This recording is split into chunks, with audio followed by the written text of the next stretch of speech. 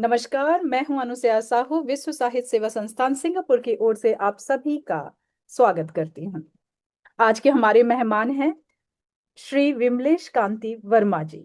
विमलेश कांति वर्मा जी Fiji में भारतीय उच्चायोग के रूप में प्रतिष्ठित रहे हैं और उन्होंने विदेशों में हिंदी भाषा, भारतीय संस्कृति एवं प्रवासी समाज पर गहन शोध कार्य किया है। वे एक प्रख्यात लेखक भी हैं, जिनकी अनेक पुस्तकें भाषा, साहित्य और संस्कृति संवाद को समर्पित है। उनके कार्यों में भारतीय मूल्यों के वैश्विक प्रसार की स्पष्ट झलक मिलती है। हिंदी के प्रचार प्रसार में उनका योगदान अत्यंत महत्वपूर्ण और प्रेरणादायी रहा है। तो आइए मिलते हैं विमलेश कांति वर्मा जी से। सर, आपका नमस्ते बहुत अनुसुईया बहुत जी। स्वागत है। नमस्कार सर, आपका बहुत धन्यवाद। बहुत स्वागत है विश्व साहित्य संस्थान के मंच पर।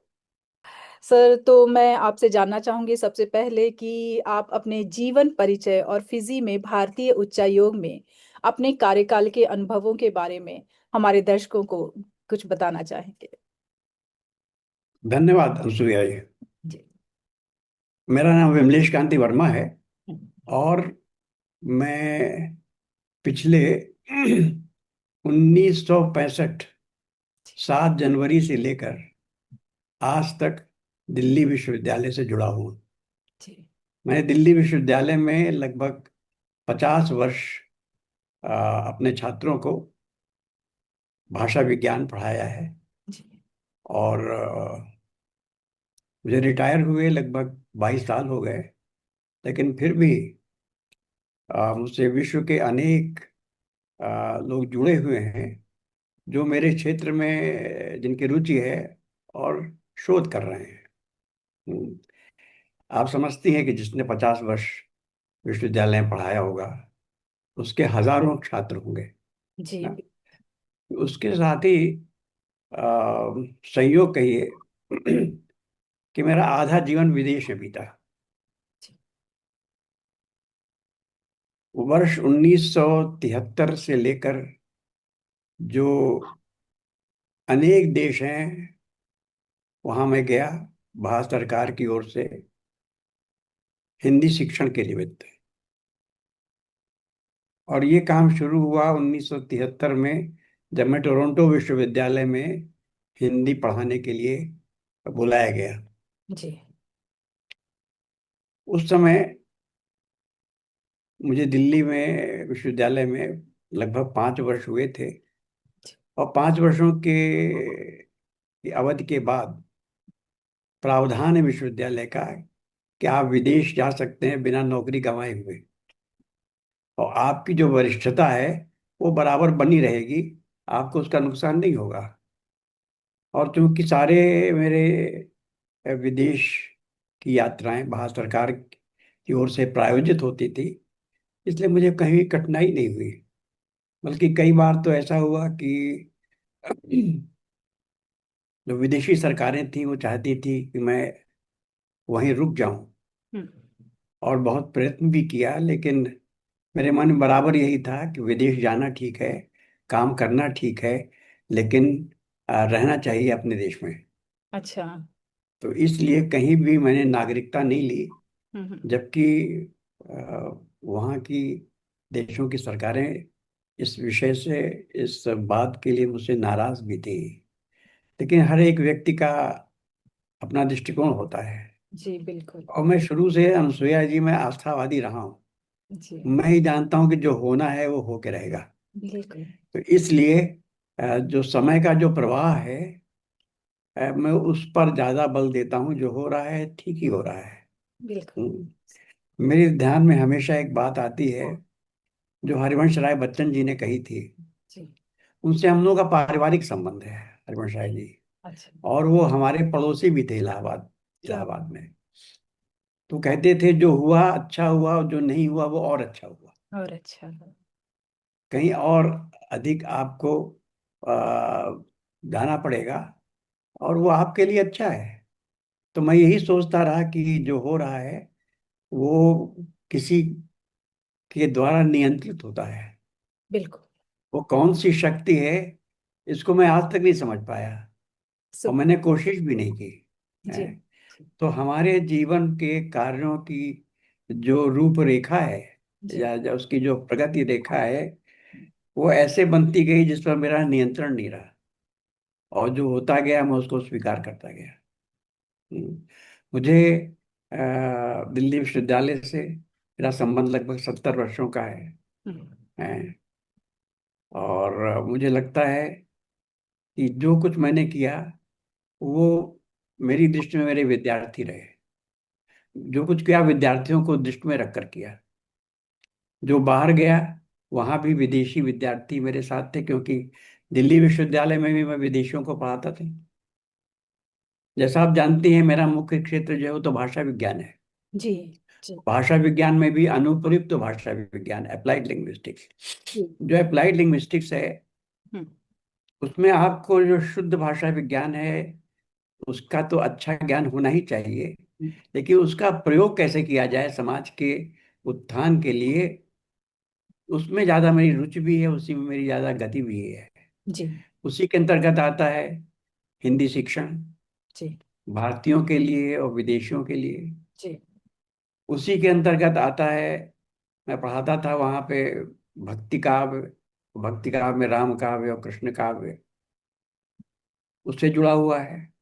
मैं जी। अनुवाद करता था विदेशी भाषाओं में। बल्गारियन साहित्य का जितना मैंने अनुवाद किया है मूल भाषा से हिंदी में, हम्म किसी ने नहीं किया। हम्म और बल्गारियन सरकार ने इसके लिए मुझे 2 बार अपने सर्वोच्च सर्वोच्च पुरस्कारों से पुरस्कृत भी किया है। जी जी ये सब चीजें कैसे होती हैं मैं खुद नहीं जानता, लेकिन जो होती हैं मैं उसको स्वीकार करता चलता जाता हूँ। जी और मुझे लगता है कि आज जो आपके साथ मेरा इंटरव्यू है ये उसी का एक परिणाम है, कि कोई चाहता है कि मैं सिंगापुर के लोगों को बताऊं जी जी बिल्कुल कि बिल्कुल। क्या मेरी रुचि है, किसमें मेरी गति है। और जी आपने इसके लिए मुझे मौका दिया है, मैं आपका आभारी हूँ। सर, ये हमारा सौभाग्य है कि आप हमारे मंच पर आए हैं। सर, मैं आपसे जानना चाहूंगी कि आपके अनुसार प्रवासी भारतीयों के जीवन में हिंदी भाषा का क्या महत्व है।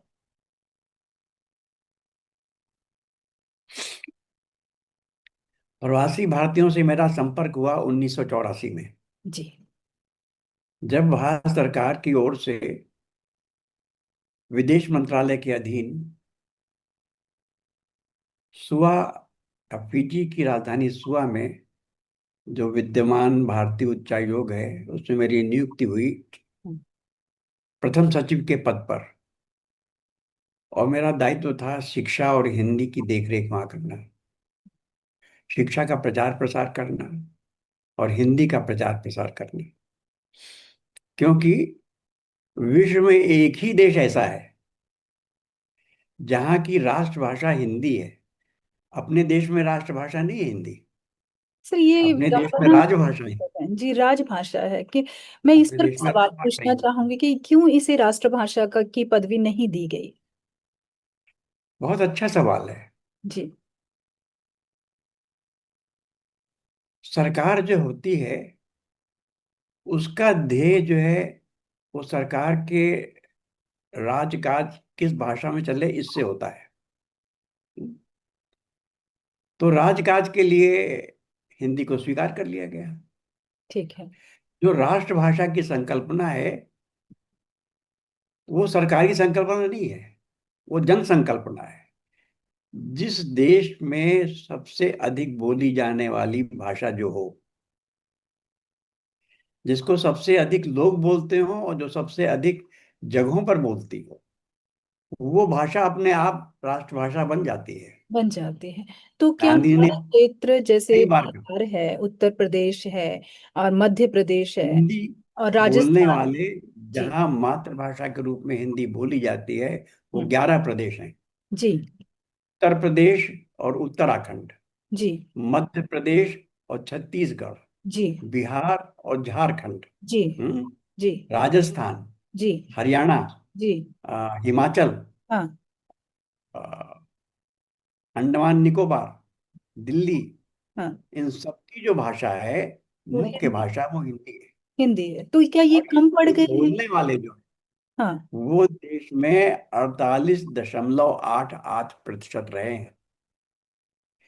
तो जिस भाषा में देश की अभिव्यक्ति लगभग 50% हो, हम्म 50%, और दूसरी भाषाओं की जो कि 1652 भाषाएं, हम्म। भारतीय जनसंख्या के जो आंकड़े हैं उसमें देश की भाषाएं जो हैं वो 1652 बताई गई है। 1652 भाषाओं में हिंदी की कितनी बोलियां हैं? लेकिन अगर आप चलिए, मैं गणना कराऊं ये आपको जो तो आश्चर्य आपकी होगा। के अंदर की भाषाएं हैं सर, उसमें लोग बात तो करते हैं, लेकिन उसमें ऐसा नहीं है कि वो देवनागरी में ही, लिपि में ही आती हैं। लेकिन जैसे हम बुंदेलखंड की भाषा कहें बुंदेली है, या हम गुजरात की कहें गुजराती है, लेकिन फिर भी वहाँ की मेन भाषा तो हिंदी ही बोली जाती है। असल में ऐसा है अनुजा जी जी। कि एक भाषा होती है प्रथम भाषा, जी। दूसरी भाषा होती है द्वितीय भाषा, जी। तीसरी होती है तृतीय भाषा। जी। हिंदी जो है वो देश के 12 प्रदेशों की प्रथम भाषा है, जी। मातृभाषा। जी। और जो बाकी प्रदेश हैं उन सब में हिंदी द्वितीय भाषा के रूप में बोली जाती अच्छा। है। अंग्रेजी किसी की भारत में मातृभाषा नहीं है, जी, बिल्कुल नहीं है। लेकिन गुजराती है, संथाली है, मुंडा है, ये मातृभाषाएं हैं। हम्म। लेकिन इनके जो बोलने वाले हैं किसी भी प्रदेश के ले लीजिए, वो हिंदी की तुलना में बहुत कम है। हम्म। तो हिंदी जो है देश की मातृभाषा है, राजभाषा है, संपर्क भाषा है। हम्म और देश में बहुत कम लोग ऐसे हैं, इन्हें गिने, जो हिंदी ना समझते हैं। जी। हिंदी बोल पाना अलग बात है और हिंदी समझ लेना अलग बात है। जो संपर्क भाषा होती है उसमें कहीं तो लोग हिंदी बोलते हैं और कहीं हिंदी समझते हैं, और इन सब की जो संख्या है प्रथम भाषा द्वितीय भाषा के रूप में, वो देश की बहुत बड़ी जनसंख्या है। तो हम्म। संविधान में राष्ट्रभाषा नाम दिया गया या ना दिया गया, वो प्रकारांतर से देश की राष्ट्रभाषा है ही। है। लेकिन विशेष बात जो मैं आपसे कहना चाहता हूँ हम्म। कि फिजी ऐसा देश है जहाँ हिंदी बोलने वाले बहुत हैं और संविधान भी कहता है कि देश की राष्ट्रभाषा हिंदी है। क्या? ये स्थिति विश्व में हिंदी की कहीं नहीं है। और इसके अलावा फिजी के अलावा जहां जहां भारतीय गए, चाहे वो मॉरिशस हो, चाहे वो सूरीनाम हो, चाहे वो ट्रिनिडाड हो, चाहे वो दक्षिण अफ्रीका हो, सब जगह मैं रहा हूं। और सब जगह के ऊपर मेरी पुस्तकें प्रकाशित हैं, जी। भारत सरकार ने प्रकाशित की हैं। तो मुझे ऐसा लगता है कि देश कहीं भी हो, हिंदी बोलने वाले सब जगह हैं। जी, वो तो। आपको याद होगा जब राकेश शर्मा जो पहले एस्ट्रोनॉट थे, हम्म। जब चांद पे गए और इंदिरा गांधी ने पूछा कैसा लग रहा है आपको, हम्म। तो उन्होंने कहा सारे जहां से अच्छा हिंदुस्तान हमारा। सदा, हाँ। इसी तरह से मुझे लगता है अगर कोई वहां जाकर के ये देखे चांद से कि भारतीय कहाँ कहाँ हैं, तो मुझे लगता है शायद ही कोई ऐसा देश हो जहां भारत के लोग ना हो। और जहां भारत के लोग हैं वो हिंदी के माध्यम से जुड़े हुए हैं। सबकी भाषाएं अलग अलग हैं, लेकिन जो संपर्क भाषा है वो हिंदी है। क्योंकि हिंदी जो है वो केवल एक भाषा नहीं है, वो भारतीयों की अस्मिता की प्रतीक है। बिल्कुल। बिल्कुल। फिजी में जब मैं था तो वहाँ तमिलियन भी थे, बंगाली भी थे, मराठी भी थे, गुजराती भी थे, लेकिन सब आपस में जुड़े हुए थे हिंदी के माध्यम से, जी। सारे जी। भारतीय। बिल्कुल। क्योंकि तीन ही चीजें हैं अनुसुईया जी, जी। एक है माँ, और हम्म। एक है मातृभाषा, और एक है मातृभूमि। ये जो मातृ शब्द है जो माँ में भी है, मातृभाषा में भी है और मातृभूमि में है, ये व्यक्ति को कभी नहीं छोड़ती। बिल्कुल नहीं छोड़ती। फिजी में आज 7वीं पीढ़ी है भारतीयों की, हाँ, जो हम्म। भारतीय आए भी नहीं भारत, हम्म। लेकिन वो भारत से जुड़े हुए हैं। बिल्कुल। कोई बात भारत में अच्छी होती है या बुरी होती है, वो प्रभावित होते हैं उससे। तो जी। ये जो माँ, मातृभूमि और मातृभाषा का जो लगाव है, हमारी माँ कैसी भी हो देखने में, हमारी भाषा समर्थ हो या समर्थ न हो, और हमारी मातृभूमि विकसित हो, अविकसित हो या विकासशील हो, आत्मा तो हमें इससे उससे फर्क नहीं जुड़ी। पड़ता, वो हमारी है। इसलिए संकट के समय हमें अपना देश याद आता है, बिल्कुल। अपनी भाषा में हमारी अभिव्यक्ति होती है, और हम माँ की शरण में जाते हैं। बिल्कुल। वही लगाव है डायस्पोरा का। कहीं भी जाएं आप, ये जो भारतीय हैं हम्म। सब जगह आपस में हिंदी से जुड़े हुए हैं, जी क्योंकि हिंदी भारतीय अस्मिता की प्रतीक है। और जी। इसको मैंने अपनी आंखों से देखा है, बिल्कुल। क्योंकि इन सब जगहों पर मैं रहा हूँ और मैंने काम किया है और मैंने लिखा भी इसको। सर बहुत जैसे धन्यवाद कि आपने मुझे ये कहने का एक मौका दिया। अभी जस्ट ऐसे ही मेरे दिमाग में एक प्रश्न और कौंधा है, जैसे जब मैं हिंदी के बारे में आपसे सुन रही थी कि फिजी में, मॉरिशस में, इवन सिंगापुर में भी जितने भी प्रवासी हैं वो अपनी मातृभाषा को फिर भी पकड़ के चल रहे हैं। लेकिन जब हिंदुस्तान की बात आती है तो ऐसा लगता है कि मुझे गौतम बुद्ध की याद आई। गौतम बुद्ध वहां जन्मे, वहां बड़े हुए, लेकिन उनका नाम कहाँ हुआ? बाहर विदेशों में।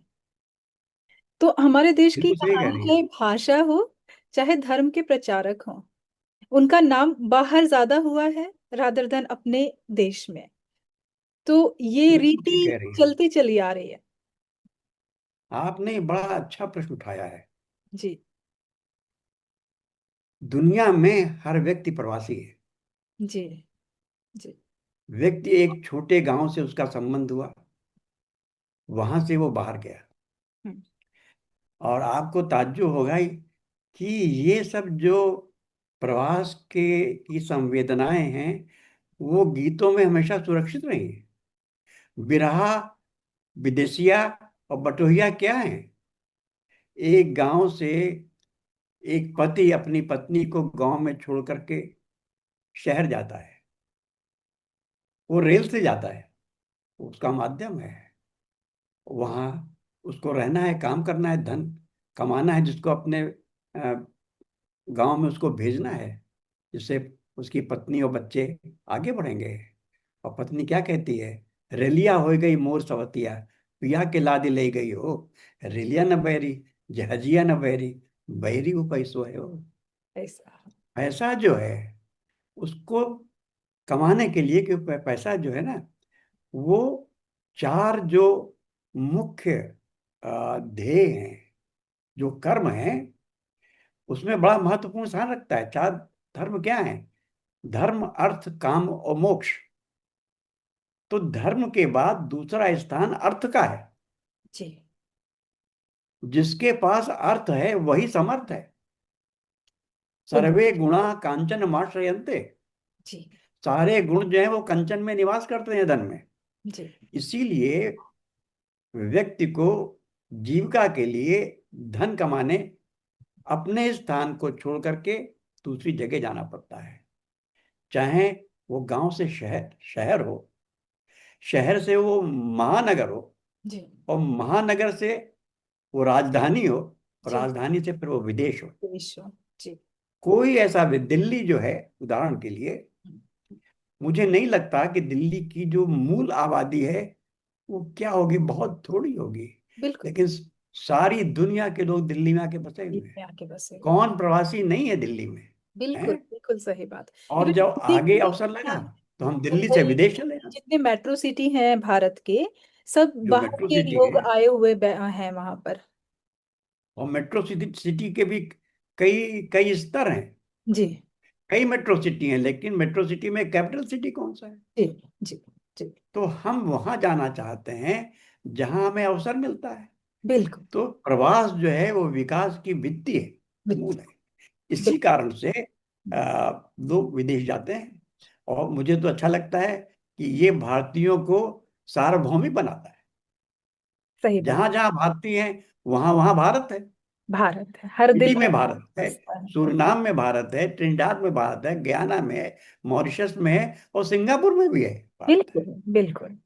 कोई ऐसा देश नहीं आपको मिलेगा। मैं आपको एक रहस्य की बात बताना चाहता जी जी हूँ। विश्व में दो प्रजातियां ऐसी हैं, जी। चीनी और भारतीय, हम्म। जो विदेश में स्वदेश बना कर रहते हैं। जी जी। क्योंकि इनकी सांस्कृतिक परंपराएं इतनी व्यापक हैं, हम्म। इतनी ऐतिहासिक हैं कि वो उसको छोड़ नहीं पाते। छोड़ ही नहीं पाते। वो छोड़ उनकी नहीं पाते। आत्मा में बसा हुआ है, उनके हर हाँ, कार्य में बसा हुआ है, उनकी जुबान में आप बसा। कनाडा जाइए, हम्म। कनाडा में ब्रैम्पटन है। जी। हम्म, अमेरिका जाइए, वहां न्यू जर्सी है। जी। सिंगापुर में देखिए आप, लिटिल इंडिया है। हम्म। मलेशिया में जाइए, आपको मिलेगा मस्जिद इंडिया है। हम्म। कौन सी जगह ऐसी नहीं है जहां आपको इंडियन नहीं मिले, और वो साथ रहना चाहते हैं। बिल्कुल यही बिल्कुल। स्थिति चाइना की है। जी। आपको हर जगह चाइना टाउन मिलेगा, जी। जी। क्योंकि उनके संस्कार इतने पुराने हैं, उनकी जड़ें इतनी गहरी हैं हम्म। कि वो दूसरे संस्कृतियों से उनका विलय नहीं हो पाता, विलेन एक तरह से हेरिटेज वहां पे बन, सिमुलेशन नहीं हो पाता। उस कंट्री के लिए भी एक प्राउड वाली बात होती है कि उन्होंने दूसरी संस्कृति को एक अच्छी मतलब हेरिटेज की तरह जगह दी है। उसे कोई मिटा नहीं सकता, उसे बदल ही नहीं सकता, क्योंकि वो अपने आप बदल नहीं सकता। को है। जी। लेकिन विश्व में यही दो प्रजातियां ऐसी हैं, जी। चीनी और भारतीय, जिनकी ऐतिहासिक परंपराएं बहुत पुरानी हैं। हम्म। तो ये जो पुरानी परंपराएं हैं, ये परंपराओं का क्या मतलब है? हमारे सोचने का ढंग। जी। हमारा जो ढंग है वो भगवान बुद्ध का करुणा का मूल मूल आधार है। बिल्कुल बिल्कुल। करुणा ही उनका संदेश है। इसीलिए अनसुईया जी विश्व में दो सबसे बड़े लोकनायक कहे जाते हैं। हम्म। दो सबसे बड़े लोकनायक, हम्म। एक जो है वो भगवान बुद्ध हैं, हम्म। और एक जो है वो गोस्वामी तुलसीदास हैं। जी। जिन्होंने रामायण लिखे। ये दो सबसे बड़े समन्वयवादी लोग हैं। समन्वय किस चीज का है? आपको ज्ञात होगा, तुलसीदास का बड़ा विरोध था, हम्म। लेकिन शैव भी बड़े प्रभावशाली थे उसमें, वैष्णव भी बहुत प्रभावशाली थे। शिव और विष्णु, इन दोनों में बड़ा विरोध था। उन्होंने दोनों का समन्वय किया। शिव दोही मम दास कहावा, सोनर सपने मोहि न भावा। ये राम कहते हैं, और शिव कहते हैं, औरों एक गुपुत मत सबही कहो कर जोर, शंकर भजन बिना नर भगत न पावे वो। हम्म। शंकर, शिव जो है वो राम की प्रशंसा करते हैं, राम जो है वो शिव की प्रशंसा करते हैं। दोनों एक दूसरे के महत्व को पहचानते हैं। तो बिल्कुल। भारत की संस्कृति की ये विशेषता है कि हम दूसरे को भी मान देते हैं। हम अपने को मान नहीं देते, हम दूसरे को मान देते हैं।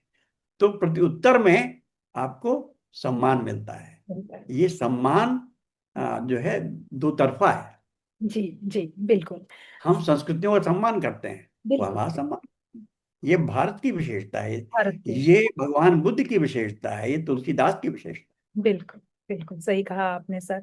सर, आपने भारतीय देवी देवताओं पर जो पुस्तकें लिखी हैं, उनके लेखन की प्रेरणा आपको कहाँ से मिली? आपसे बात करके तो मुझे पता चल रहा है कि आप बहुत बड़े ज्ञाता हैं, जो हमारे पुराण हैं या जो हमारे वेद हैं। है। अच्छा, बहुत अच्छा सवाल है आपका, बहुत अच्छा सवाल मुझे है। लग रहा है कि वहीं से आपको प्रेरणा मिली होगी, लेकिन आपको मैं मन की बात बताता हूँ। जी जी बताएं सर।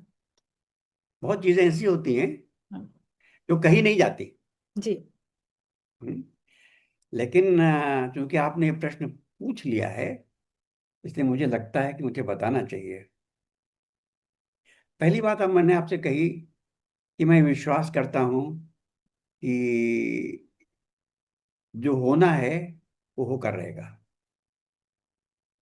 उसके पीछे कुछ माध्यम बन जाते हैं। जी। मैं पढ़ा हुआ हूँ इलाहाबाद विश्वविद्यालय का। हम्म। उस समय इलाहाबाद विश्वविद्यालय ऑक्सफोर्ड ऑफ द ईस्ट कहा जाता था। जी। वहाँ संयोग से मैंने एमए में तुलसीदास विषय लिया, क्या बात है।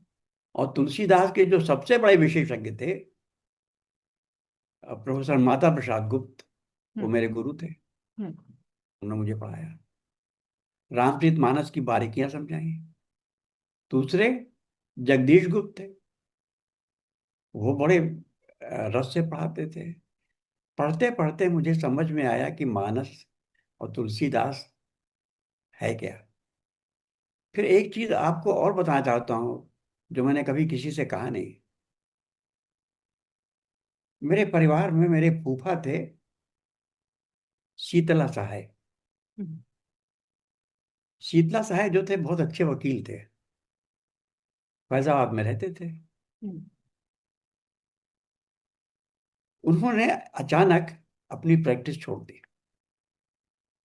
क्यों? कैस्तों में आप जानते हैं, कैस्त लोग जो हैं उनके दो ही मुख्य व्यवसाय रहे हैं। हम्म। एक तो व्यवसाय रहा है राजनीति, हम्म। और दूसरा व्यवसाय रहा है मैं आपसे क्या कहूँ, दूसरा व्यवसाय रहा है वकालत। बड़े बड़े जो न्याय या विधि के क्षेत्र में रहे हैं वो कायस्थ रहे हैं। और तो बता रहा था ये आपको कि जो शीतला सहाय जी थे उन्होंने अचानक अपनी प्रैक्टिस छोड़ दी हम्म। और उन्होंने वैराग्य ले लिया। वैराग्य का मतलब ये है कितनी कि उन्होंने उम्र नौकरी में थे छोड़। सर वो, हम्म? जब उन्होंने अपनी उनका नाम जो है प्रैक्टिस छोड़ी? शीतला सहाय था। हम्म। बाद में उनका नाम जो प्रचलित हुआ वो हुआ महात्मा अंजनी नंदन शरण के नाम से। महात्मा अंजनी नंदन शरण वो सामान्य वकीली का पेशा करने वाले व्यक्ति थे जिन्होंने मानस की एक एक चौपाई की व्याख्या 10-10 पृष्ठों में की है। आपको आश्चर्य होगा। उनकी जो व्याख्या है, जो टीका है रामचरितमानस की, वो 7 खंडों में प्रकाशित है और 8,500 पृष्ठ। इतनी बड़ी टीका विश्व में किसी ग्रंथ की किसी ने नहीं की। जितने प्रवचन करता है वो उसी को पढ़ करके रामचरितमानस की व्याख्या करते हैं, है ना। अच्छा, ये बात जो मैं कह रहा हूं ये प्रमाणित है, गीता प्रेस ने छापी है, आप उसको लेकर देख सकते हैं। तो वो जो थे, जब मैं उनसे मिलने गया तो वहाँ बड़े बड़े प्रोफेसर बैठे हुए थे लखनऊ यूनिवर्सिटी के। उनसे पूछ रहे थे इस चौपाई का क्या अर्थ है, उस चौपाई का क्या अर्थ है, वो बता रहे थे। हम्म। वो जो थे अंग्रेजी के आदमी थे, हम्म। अरबी फारसी के आदमी थे। हम्म। तो उनसे लोगों ने पूछा आप कैसे लिख रहे हैं? क्या मैं नहीं लिख रहा, कोई मुझसे लिखवा रहा है। तो फिर ये जो दैविक प्रेरणाएं होती हैं इसके रहस्य बड़े गहरे हैं। बहुत गहरे हैं।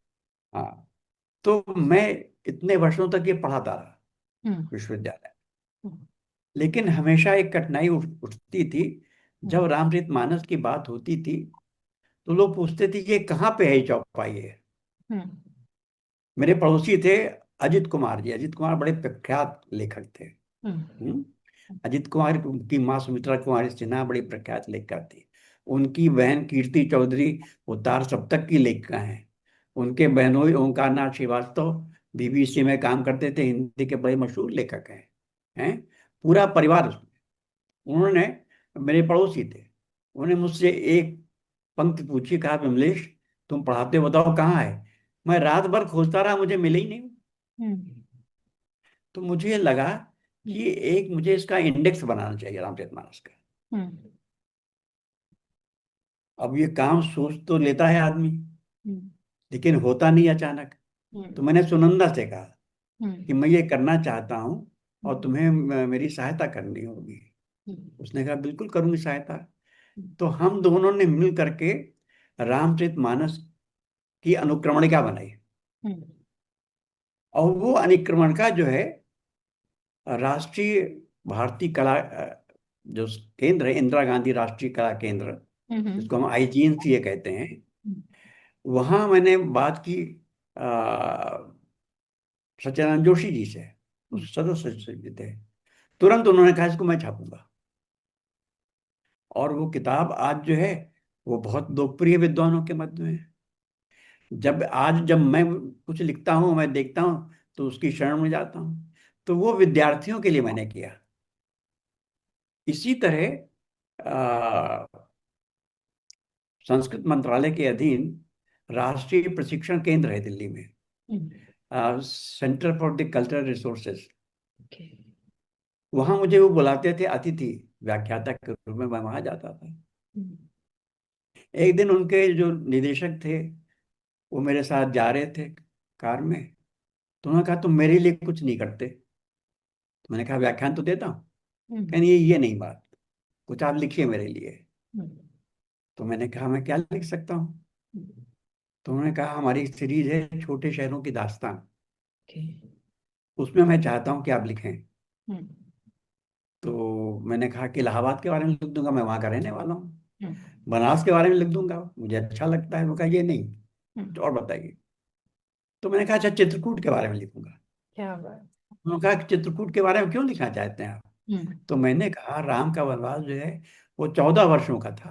हम्म। 14 वर्षों में से 11 वर्ष और 8 महीने और 16 दिन वो चित्रकूट में रहे थे। जी। जी।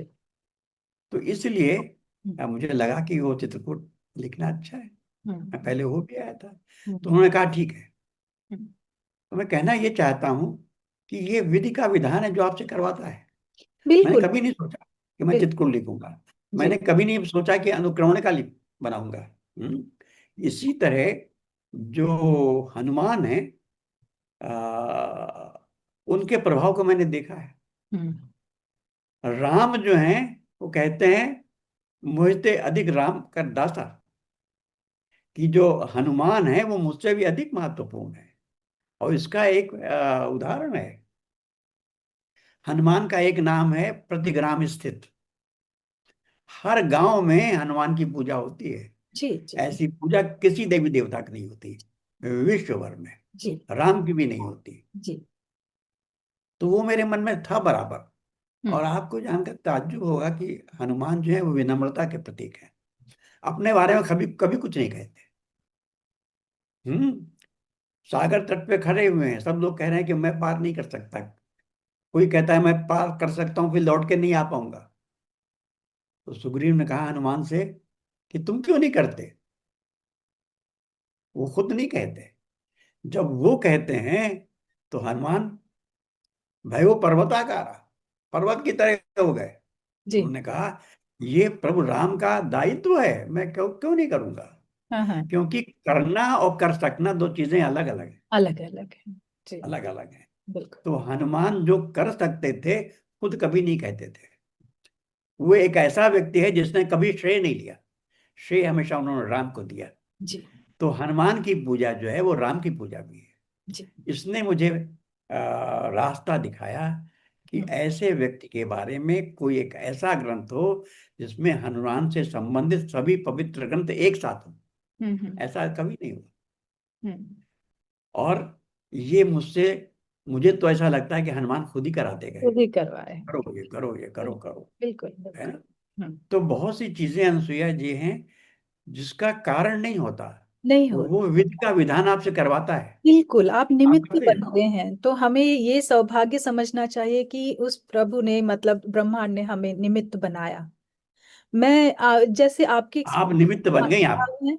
नहीं, आप खुद निमित्त बने हुए हैं कि वो पुस्तकें आपके द्वारा लिखी जा रही हैं। मैं तो निमित्त बनी हूँ कि जो इस तरह का काम कर रहे हैं, मैं उनको प्रत्यक्ष अपने मंच पर लाकर उनसे बातचीत कर रही हूँ। इसके लिए मैं हमेशा मतलब उनको धन्यवाद कहती हूँ कि ये मेरा मुझे आज खुद भी, सौभाग्य। अनुसुईया जी, मुझे आज खुद भी ताज्जुब होता है जब अपने काम को मैं देखता हूँ। हम्म। 35 पुस्तकें हैं। हम्म। आज मुझे लगता ही नहीं है कि कैसे लिख गई पुस्तकें। जी। जी। हाँ, मुझे लगता ही नहीं कि ये इतना काम कैसे हो गया। जी। आज जो प्रवासी साहित्य है हम्म। उस पर सबसे अधिक काम मेरा है। जी। 10 पुस्तकें प्रकाशित हैं और जी। भारत सरकार ने प्रकाशित की। जी। चाहे वो साहित्य अकेडमी हो, चाहे इंदिरा गांधी राष्ट्रीय कला केंद्र हो, चाहे प्रकाशन विभाग हो, कोई भी हो। हम्म। मुझे लगता नहीं जी। जी। कि मेरा किया हुआ है, बिल, क्योंकि वो इतना बड़ा काम था, इतना कठिन काम था कि मैंने कभी सोचा ही नहीं कि होगा, लेकिन वो अपने आप होता जाता है। बिल्कुल। बिल्कुल। ये विधि का विधान है, वो मुझसे करवा रहा है। बिल्कुल। बिल्कुल। मैं तो उसमें निमित्त बन गया। बिल्कुल। बिल्कुल। और ये बहुत अच्छी बात है सर, हम एक ही परिवार के लोग हैं। मतलब जैसे मैं खुद अपने आप को देखती हूँ कि मेरा कोई उद्देश्य नहीं था कि मैं हिंदी में आकर के इस तरह का कार्य कुछ करूंगी। लेकिन एक ऐसा चमत्कार सा हुआ कि मैं बस आ गई और मैंने करना काम शुरू किया। आप ये समझिए कि करीबन मैंने 70 लोगों के इंटरव्यूज 1.5 घंटे के लिए हैं, जिनसे मैंने हिंदी के बारे में बात की है और उसे सोशल मीडिया में डाला है। और हमारे 3 प्रोग्राम होते हैं विश्व साहित्य सेवा संस्थान के।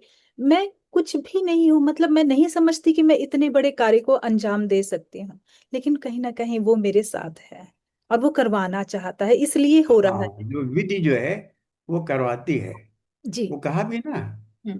कि सुनो भरत भावी प्रबल, हम्म। बिलख कहो मुनिनाथ, हम्म। हानि लाभ जीवन मरण, हम्म। जश अवजस दिहात। बिल्कुल। इसके लिए प्रयत्न नहीं करता आदमी। नहीं वो कर। चीजें जो आपके लिए भंडार में हैं, वो बिल्कुल। अपने आप तक आएंगी। और वो आप आपके नहीं लिए जाते, वो एनर्जी आप तक का आती है। सोर्स हो जाता है, आपको थकान नहीं होती उस वो काम करने रानी, में, आपको आप एनर्जी। सोच ही नहीं पाते। हम्म। जब मैं सोचता हूँ शीतला साहेब जी के बारे में, हम्म। जो महात्मा अन्य शरण के नाम से विख्यात हैं, वो आदमी सोच ही नहीं सकता कि मानस की व्याख्या 8,000 पृष्ठों में, एक एक चौपाई 10-10 पृष्ठों में उसकी व्याख्या है। वो खुद करते कहते थे हम्म। कि मैं नहीं कर रहा हूं, मुझसे कोई करवा रहा है। से कोई करवा रहा है। जी। तो और ये जो वो विधि का विधान है, सुनते हैं, कहते हैं कि राम राम सब कऊ भजे, दशरथ भजे न कोय, एक देखो ना, वीर दशरथ भजे, कोटि यज्ञ फल होय। अब यहाँ पे बहुत दशरथ सही है। जो है वो तो 10 इंद्रियों से जो राम को भजते हैं, हमें नहीं पता हमारी आत्मा भजती होगी कहीं ना कहीं, तो अब वो। आप राम भद्राचार्य जी को देखिए, जी। हैं, हम्म। वो प्रज्ञा चक्षु हैं, जी। लेकिन कितना उन्होंने लिखा है और कितना उनको याद बिल्कुल। बिल्कुल, हर है एक ना। चीज याद है तो उनको उनको ये जो है आंखों की ईश्वरीय जरूरत कृपा ही है, नहीं है ईश्वरीय उनकी। कृपा है। ईश्वरीय कृपा है। और हम्म, उनका उनका मतलब फोकस है, उनका मन है, जो कि आत्मा और मन पूरी तरह से उसी में उन्होंने विलीन कर दिया है खुद को, उसी में रमा हुआ है। रमा हुआ है। जी। सर, भारतीय देवी देवताओं की परंपरा और दर्शन को आप आज की पीढ़ी तक किस रूप में पहुंचाना आवश्यक मानते हैं? किताबें तो आपने लिखी ही हैं, आपके शब्दों से हम जानना मुझे ऐसा चाहते लगता है कि कुछ चीजें जो हैं उसमें प्रचार की अपेक्षा नहीं है। हैं। जी। जैसे जिस परिवार में मेरा जन्म हुआ, जी। मुझसे कभी ये नहीं कहा गया कि ये कीजिए ये कीजिए। हम्म। जो वो करते थे मैं वो देखता था, वो करने लगता था। हम्म। कहने से ज्यादा शक्ति करने में है। करने में। हम दूसरों से करवाएं नहीं, दूसरों से कहें नहीं, खुद करें। खुद करें। जो चीज हम खुद करते हैं, हम्म। जो लोग देखते हैं उसका अनुसरण करते हैं। बिल्कुल तो सर। जिन परिवारों में उपदेश कम दिया जाता है और उनका आचरण जो है उसका लोग अनुसरण करते हैं, तो इसी तरह किसी चीज को कहने की आवश्यकता नहीं होनी चाहिए, आप उस तरह बने। जैसे ईमानदारी का उपदेश नहीं देना चाहिए, बिल्कुल। आप खुद ईमानदार बने। जी, उदाहरण बने अगर आप तो अपने आप पिता लोग को फॉलो करें। ईमानदार है तो हाँ। बेटा अपने आप ईमानदार होगा। जी। उसको कहने की जरूरत नहीं कि ईमानदार बनो। जी। जी। वो आपको देखता है, माँ को देखता है, उसका अनुसरण करता बिल्कुल। है क्या बिल्कुल। नहीं? बिल्कुल। दूसरे का सम्मान करो, इसको सिखाने की जरूरत नहीं है। पिता दूसरों का सम्मान करें, ईमानदार बने, खुद दूसरों का सम्मान करें। हम्म। हाँ, अपने राष्ट्र से प्रेम करें, अपनी भाषा से आप प्रेम करें। जी। तो जो आपकी अगली पीढ़ी है वो आपको देखकर उसका अनुसरण खुद ही करेगी, कहने की जरूरत नहीं है, बिल्कुल। करने की जरूरत है। बिल्कुल। हम कहते कुछ हैं और करते कुछ हैं, हम्म। इसलिए प्रभाव नहीं पड़ता। जी।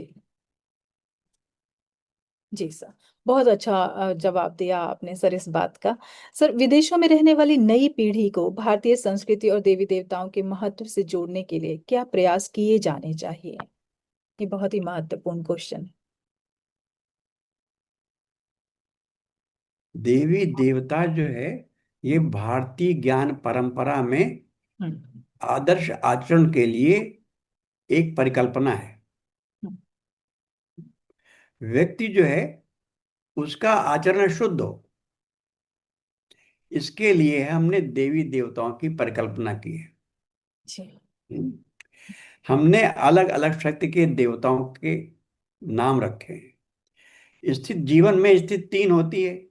एक तो होता है जन्म, होता है एक पालन, होता है एक मृत्यु है।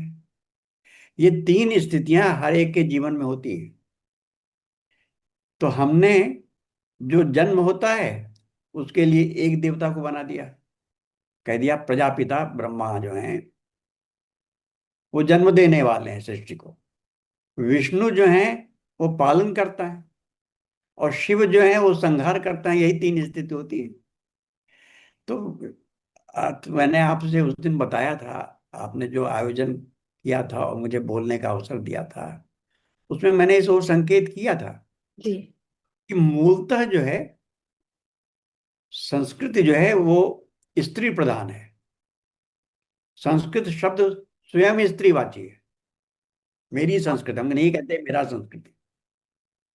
तो प्रारंभ में तीन शक्तियां होती हैं। हम्म। एक तो होती है बुद्धि बल, हम्म। एक होती है भुज बल, हम्म। और एक होता है धन बल। हम्म। ये तीन ही शक्तियां हैं। तो बुद्धि के लिए हमने सरस्वती की स्थापना कर दी। जी। सारा उनका जो स्वरूप है हमने उस तरह बना दिया। जी। वो शुभ्र वस्त्रावृता है। हम्म। शुभ्र वस्त्रावृता का मतलब है कि किसी प्रकार का उनके ऊपर कलंक नहीं है, शुद्ध। निर्मल है। निर्मल। तो जिसकी बुद्धि निर्मल हो उसकी अधिष्ठात्री जो है वो सरस्वती है। जी। जो धन है उसकी अधिष्ठात्री लक्ष्मी है। जो शक्ति है बल की, भुज बल की, उसकी अधिष्ठात्री दुर्गा है। जी। ये तीन ही शक्तियां हैं विश्व में। जी। बुद्धि की शक्ति, भुजाओं की शक्ति, और धन की शक्ति, जी। है ना। जी। तीनों अपने में बड़ी प्रबल है। बिल्कुल। बुद्धि की शक्ति का उदाहरण जो है वो अंधेर नगरी में सबसे अच्छा बताया गया। अंधेर नगरी जो है हम्म। भारतेंद्र हरिश्चंद्र की पुस्तक है, हम्म। नाटक है। हम्म। कैसे गुरु जो है वो शिष्य को बचा लेता है, वो उसकी बुद्धि है। गुरु हम्म। का दायित्व भी यही है ना, कि शिष्य को समझाए, उसकी रक्षा करे। हम्म। हाँ। गुरु कुमार शिष्य कुंभ है, गड़ गड़ खाड़े कोट, हम्म। अंतर हाथ सहार दे, बाहर बाहे चोट। हम्म। इसीलिए गुरु की वंदना की गई है। कुम्हार से जी।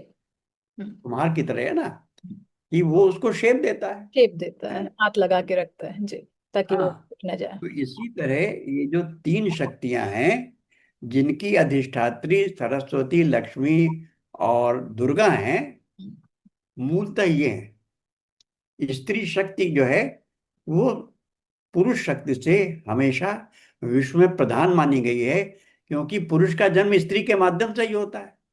जी। इसको आप भाषा में भी देख सकते हैं। जी सर, जितने भाषा के मुझे शब्द हैं। थोड़ा सा ये बताइए कि अगर स्त्री शक्ति को प्रधान माना गया है तो हमारे भारत में पुरुष प्रधान भारत क्यों कहा जाता है? बिल्कुल सही, आप बहुत अच्छा प्रश्न आपने किया। जी। ऐसा है, जिसकी लाठी उसकी भैंस, जिसके पास शक्ति है। हम्म। स्त्री जो है वो कोमल भावनाओं की प्रतीक है, हम्म। और पुरुष जो है वो ऊर्जा का प्रतीक है, हम्म।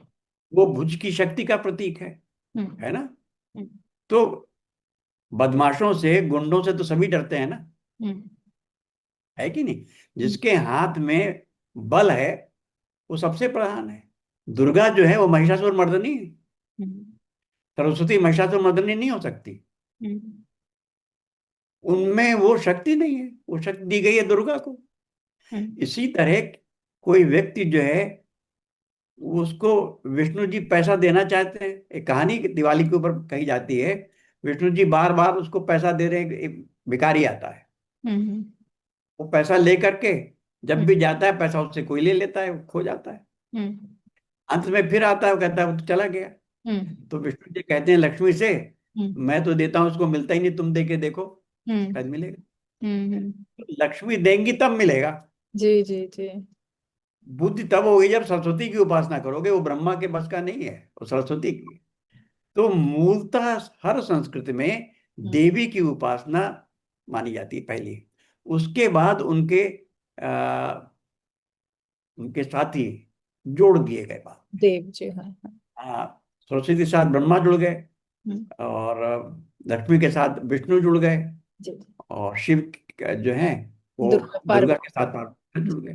तो जी। कहने का मतलब ये है, और ये चीज आपको हमारे दर्शन में मिलेगी, भाषा में मिलेगी। बिल्कुल। और सिर्फ हिंदी में नहीं, सिर्फ भारत में नहीं, विश्व में सब जगह मिलेगी। मैंने आपको बताया था कि जो भाषा की जो है वो सबसे बड़ा डॉक्यूमेंटेशन है। जो हम सोचते हैं, जो हम करते हैं, वो भाषाओं में प्रतिबिंबित होता है। नारी में नर क्यों है? नारी जो स्त्रीवाची शब्द है, पूरे संस्कृत साहित्य में वही ऐसा है जो पुल्लिंग में भी है, स्त्रीलिंग में भी है, नपुंसकलिंग में भी है। स्त्री स्त्रीलिंग है, कलत्र जो है नपुंसक लिंग है, और दारा जो है पुल्लिंग है। और शब्द ऐसे क्यों नहीं है? तो ये एक बताने का तरीका होता है। हम बहुत सी चीजें जो है भाषा से कह नहीं पाते, भाषा में उतनी शक्ति नहीं है। उदाहरण के लिए, आपने गुलाब की सुगंध सूंघी है, हम्म। बेले की सूंघी है, हम्म। रजनीगंधा की सूंघी हम्म। है। ये कोई आपसे पूछ ले कि इनमें अंतर क्या है, आप कितने बड़ी विद्वान हो, आप बता नहीं सकती। नहीं बता पाएंगे जी। जलेबी और इमरती में स्वाद क्या है ये आप जानती हैं? नहीं, हम्म। कोई पूछे तो बता नहीं सकता। हम्म। बेटा माँ से पूछता है, माँ तुम हमें कितना प्यार करती हो? तो माँ के पास तो केवल एक ही शब्द है, बहुत। कितना बहुत आप नहीं बता सकते। तो जो हमारी शक्तियां हैं, हम्म। दैवी शक्तियां, उनकी तुलना में भाषा जो है बहुत ही असीमित है। असीमित, बहुत ही सीमित है, क्षमा करें। बहुत हम्म। ही सीमित, भाषा में वो शक्ति ही नहीं है कि जी। आपकी सारी भावनाओं को, का जो वर्णन। पंचेंद्रियां हैं, उनकी शक्ति को अभिव्यक्त कर सके। तो अव्यक्त। हम प्रतीकों का सहारा लेते हैं। तो हम्म। यही प्रतीक व्यवस्था जो है हमारी अव्यक्त में है, और यही प्रतीक व्यवस्था देवी देवताओं की संकल्पना में और उनकी अव्यक्त में है, उनकी उनके अभिधान में है, जो हमें समझना चाहिए।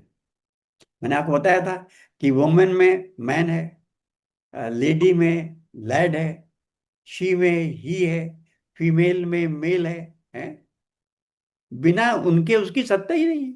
सत्य नहीं, वो एक नारी, दूसरे के पूरक हैं जी। क्योंकि ये एक व्यवस्था है ये एक। बैलेंस। एंथ्रोपोलॉजिकल तात्विक सत्य है। हम्म। हम्म। यही चीज है प्रकृति और पुरुष में। बिल्कुल जब हम बिल्कुल। कहते हैं प्रकृति और पुरुष, हम कभी नहीं कहते पुरुष और प्रकृति। बिल्कुल बिल्कुल। आप जरा देखें कि जो शब्दों की व्यवस्था है, हम्म। हम कभी नहीं कहते पुरुष और प्रकृति, हम कहते हैं प्रकृति और पुरुष। प्रकृति और पुरुष। तो प्रकृति जो है वो पहले बिल्कुल। है ना? बाद में जो पुरुषवाची समुदाय था, उसने इसको उलट दिया। उसने कहा पहले पुरुष, शक्ति उसके हाथ में है। तो पुरुष जो है, ब्रह्मा जुड़ गए सरस्वती से, विष्णु जुड़ गए लक्ष्मी से, और शिव जुड़ गए पार्वती से, है ना? हम्म। तो ये जो सांस्कृतिक वो है, परिवर्तन होता है, ये भाषा में प्रतिबिंबित होता है। भाषा भाषा जो है हमारी अभिव्यक्तियों का अभिलेख है। अगर भाषा का अध्ययन करें, भाषा मानवीय संवेदनाओं का सबसे बड़ा अभिलेखागार है। हम्म। हम्म। उसको समझने की, उसकी व्याख्या की जरूरत होती है। बहुत सी चीजें ऐसी होती हैं अनुसुईया जी, हम्म। जिसे हम कहते हैं कूट। कबीर दास जो हैं, जब हम भाषा पढ़ाते हैं, तो कबीर दास की जो बहुत रहस्यवादी रचनाएं हैं, वो उलट मासी कही जाती है। हम्म। तो उलट मासी का अर्थ है कि उसको समझने के लिए आपको प्रतीकों को समझना होता है, क्योंकि बहुत चीजें हम कह नहीं सकते ना भाषा में। बिल्कुल। कोई पूछे इसका स्वाद कैसा है, हम कैसे बताएंगे? हम्म। तो आपको उलट मासी में, उल्टे रूप में कहना का होता है। जैसे, हम्म। कैसे दिन कटी हैं जतन बताए जइयो, यही पार गंगा वही पार जमुना, बिचवा में हमका मलैया छवाए जइयो। तो यही पार गंगा वही पार जमुना, ये क्या है? ये इड़ा पिंगला नारियां हैं, नाड़ियां हैं। बिल्कुल। तो उस रहस्य को समझने के लिए भाषा हमारी असमर्थ है। हम्म। उसके लिए हमें सहारा लेना पड़ता है।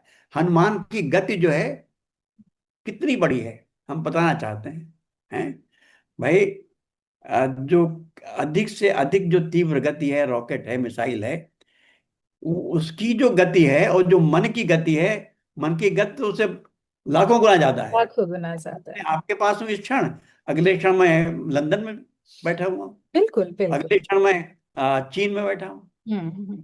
है ना? क्योंकि मन जो मन मन चंचलो ही मन कृष्ण। मन जो इतना चंचल है, ये शक्ति किसी में नहीं है, बिल्कुल मन बिल्कुल की जो शक्ति है। बिल्कुल। तो इसी तरह बहुत सी चीजें ऐसी हैं, जब इतनी अधिक शक्ति हम कैसे बताएं, तो उसके लिए अलंकार होते हैं।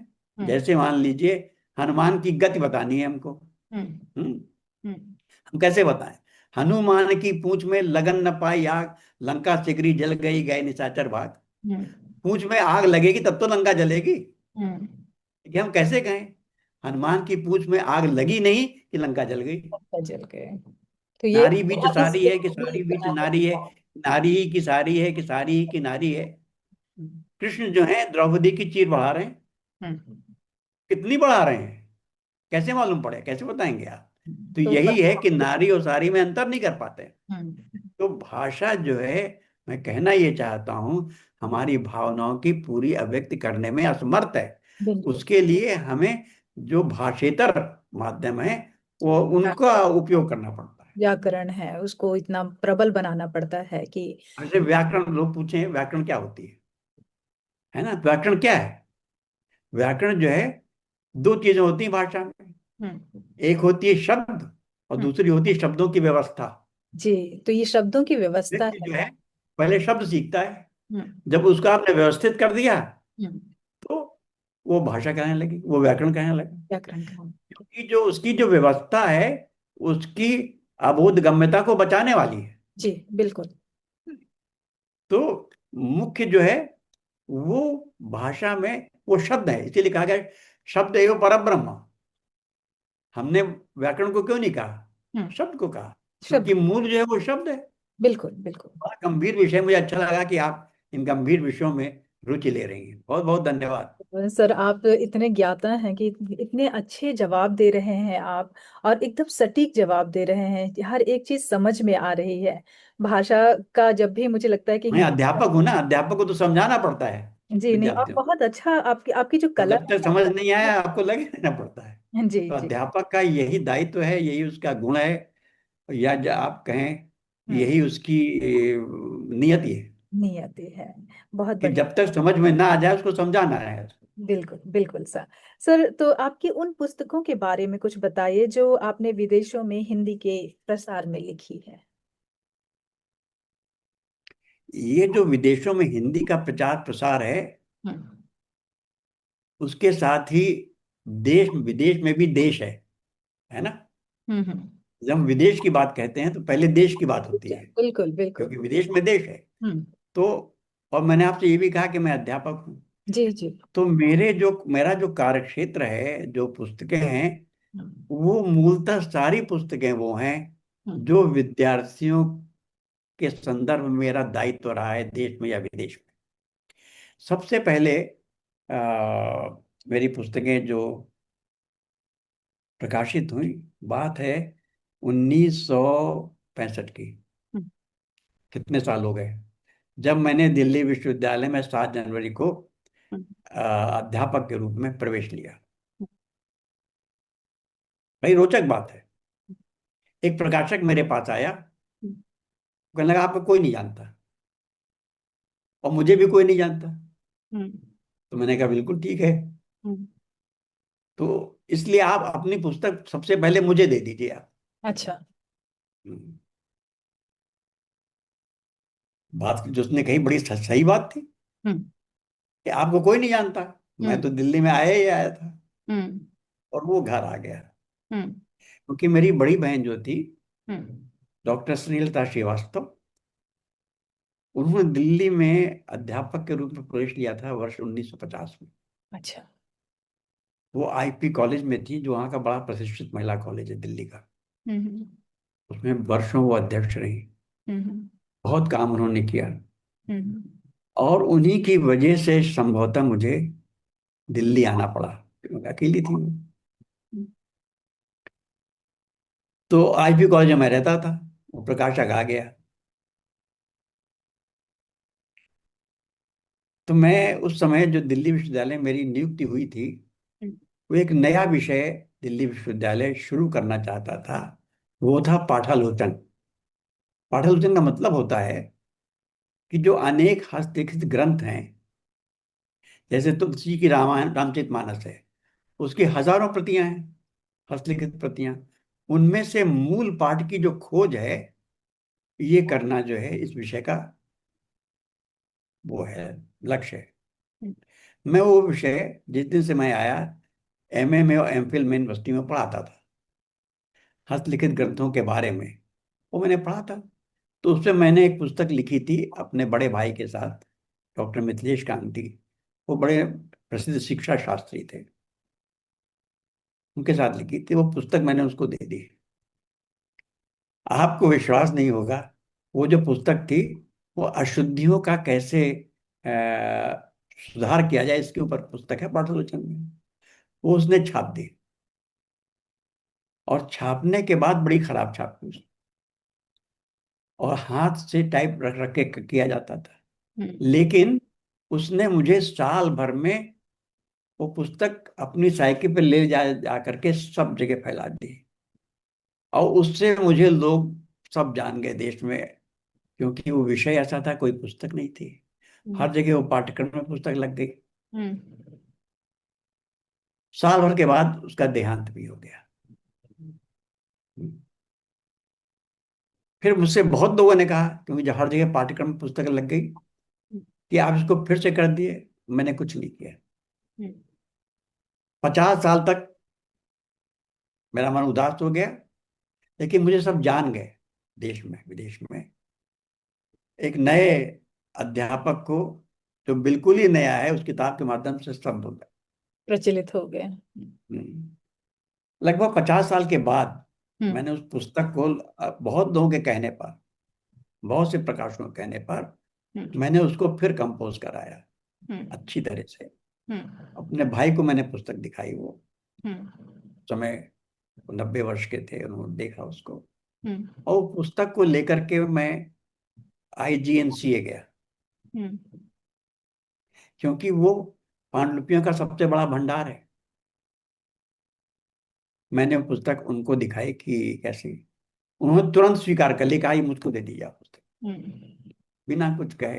हम्म, जोशी जी, जो उसके सदस्य सचिव हैं, बड़े गुणग्राही विद्वान हैं। हम्म, पुस्तक लेने, मैंने कहा देख तो लीजिए ना, कोई देखने की जरूरत नहीं। उन्होंने उस पुस्तक को फिर से छापा, हम्म, बहुत सुंदर छापा। हम्म, लेकिन आपको आश्चर्य होगा, वो जब पुस्तक मेरी छपी थी, हम्म, उसका मूल्य 10 रुपए था। उस समय 10 रुपए बहुत ज्यादा होते थे। हम्म, और अब उसका मूल्य 1100 रुपए है, हम्म, और 200 पृष्ठ की पुस्तक है। हम्म, तो मैं ये कहना चाहता था इस संवाद के माध्यम से, कि वही जो मैंने दोहराया, कि विधि आपको कहाँ ले जाती है, विधि का विधान। आपको पता नहीं होता, आप तो मैं बस इतना अपना छोटा ज्ञान व्यक्ति के छोड़ है, दीजिए। हम्म, बहुत छोटा व्यक्ति, और हम्म, उसको इतनी बड़ी संस्थान तुरंत स्वीकार कर ले, छाप भी दे, मैं तो कभी सोचता भी नहीं था।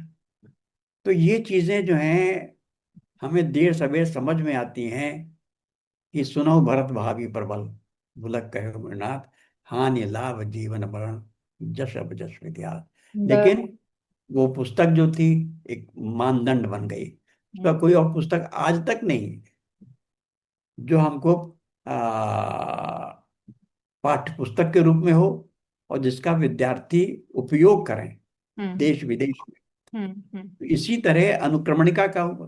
हम्म, ये मेरी समस्या थी, लोग मुझसे पूछते थे कि ये चौपाई कहाँ है, और हम्म, मैं रात भर खोजता रहता था, और मुझे मिलती नहीं थी। हम्म, तुलसी का इतने साल तक अध्ययन करने के बाद हम्म, उस चौपाई खोजने में मुझे बहुत समय लग जाता, और आज जब कुछ होता है उसको निकालता हूँ, देख लेता हूँ, हो जाता है। ये भी ईश्वर का विधान है कि उसने मुझसे ये काम करवा लिया। बिल्कुल। सुनंदा का साथ मिला, तो सुनंदा ने मेरी कई परियोजनाएं, जो मुझे अकेले बहुत कठिन लगती थी, हम्म, उसने कर दी मेरे साथ। हम्म, क्योंकि अ, वो एक नई पीढ़ी की है, हम्म, जो नई चीजें हैं उसको समझ में आती है, जी, और उसका काम बहुत है। जी, उसकी बहुत सी पुस्तकें, 20-22 पुस्तकें उसकी हैं, बड़ी लोकप्रिय हैं। जी, तो उसके रहने से मुझे एक नव दृष्टि मिलती है, जी, एक सहारा मिलता है। जी, और बेटी तो आप जानते ही हैं अनसुईया जी, कि बेटी जो है वो पिता के दिल के सबसे निकट होती है। इसी तरह बेटी जो है उसके सबसे अधिक निकट उसका पिता होता है। ठीक तो तीसरी पुस्तक जो मेरी है वो है Hanuman, the sacred text for the modern mind. इसे पेंगुइन ने छापा है। है। मैं कभी नहीं सोचता था कि हनुमान के ऊपर मैं लिखूंगा, हम्म। है ना। लेकिन वो पुस्तक लिख गई, समझ लीजिए आप, और इतनी लोकप्रिय हुई। पेंगुइन ऐसे प्रकाशन ने उसको छापा, है ना। और उसमें 3 पीढ़ियों ने काम किया। मेरा काम है मूल पाठ का चयन, सुनंदा का पाठ है उसका अंग्रेजी ट्रांसलेशन, अनुवाद, और उसके बेटे का जो काम है वो ध्वन्यांकन है, लिप्यंतरण जिसे कहते हैं, ट्रांसलिटरेशन है, जिससे कि जो हिंदी की देवनागरी लिपि को न जाने वो भी पढ़ सके। तो एक उसमें हनुमान के कार्य में 3 पीढ़ियां जो अलग अलग क्षेत्रों की हैं। सुनंदा का क्षेत्र जो है वो पत्रकारिता है, वो पत्रकार रही है, वरिष्ठ पत्रकार रही है, उसका सहयोग हो। और उसका बेटा जो है वो इंपीरियल कॉलेज लंदन में इंजीनियरिंग का छात्र है, उसका साथ हो। और मुझ जैसे वृद्ध का साथ हो। तो जब 3 लोग मिल जाते हैं, इसका मतलब क्या है कि तीनों पीढ़ियों के लोगों का हनुमान में वर्तमान। विश्वास है। और विश्वास क्यों होता है? क्योंकि कुछ ऐसी घटनाएं होती हैं, यही घटना है कि तीनों एक साथ जुड़ सके। ये कम घटना है। बहुत बड़ी घटना है। एक बहुत बड़ी हनुमान की उदाहरण है। रचना जो है, और इंडेक्स ये जो है उसके बारे में ग्रंथों का जो अनुभव। संकलन है, हाँ। उसमें 3 पीढ़ियां अलग अलग रुचि वाली, अलग अलग गति वाली, अलग अलग समय वाली, वो जुड़ जाएं। ये अपने में कितना महत्वपूर्ण संयोग है। बहुत तो महत्वपूर्ण। संयोग जो है वो बहुत बड़ी चीज है। जी। और अगर आप छोड़ दें ईश्वर पर, तो सब अपने आप घटित होता रहता है, वो क्योंकि वो तो होना ही है। होना ही है वो वो वही वही तो। हो ही वही जो राम रच राखा, काम होकर रचना। राम ईसा का होगा, तो वही ना जो नियत किया है। तो हम आ, ये सीखें बिल्कुल। कि हम दूसरों पर विश्वास करें। बिल्कुल। गीता बिल्कुल। में जब कृष्ण यही आपको कहते हैं। बुद्धि में ये बात आती है कि आपको यह कार्य करना है, वह भी बस वही डालता है और वो वही प्रेरणा है, वो आपको प्रेरणा है। गारंटी भी देता है इस तरह का कि आपका वो कार्य सिद्ध हो सके। कहते हैं आप कर्म न बिल्कुल करे ठीक कह न रहे हैं। कर सके, शिव करे सो होए। तो वही ये बात है। बिल्कुल वही। लेकिन इसको समझना बड़ा मुश्किल है। हम सोचते हैं ये काम मैंने किया। मैंने नहीं किया, आप तो करवाया करते गया। ही, आपसे करवाया गया। आपसे, क्योंकि ब्रह्मांड में तो हर चीज पड़ी हुई है सर।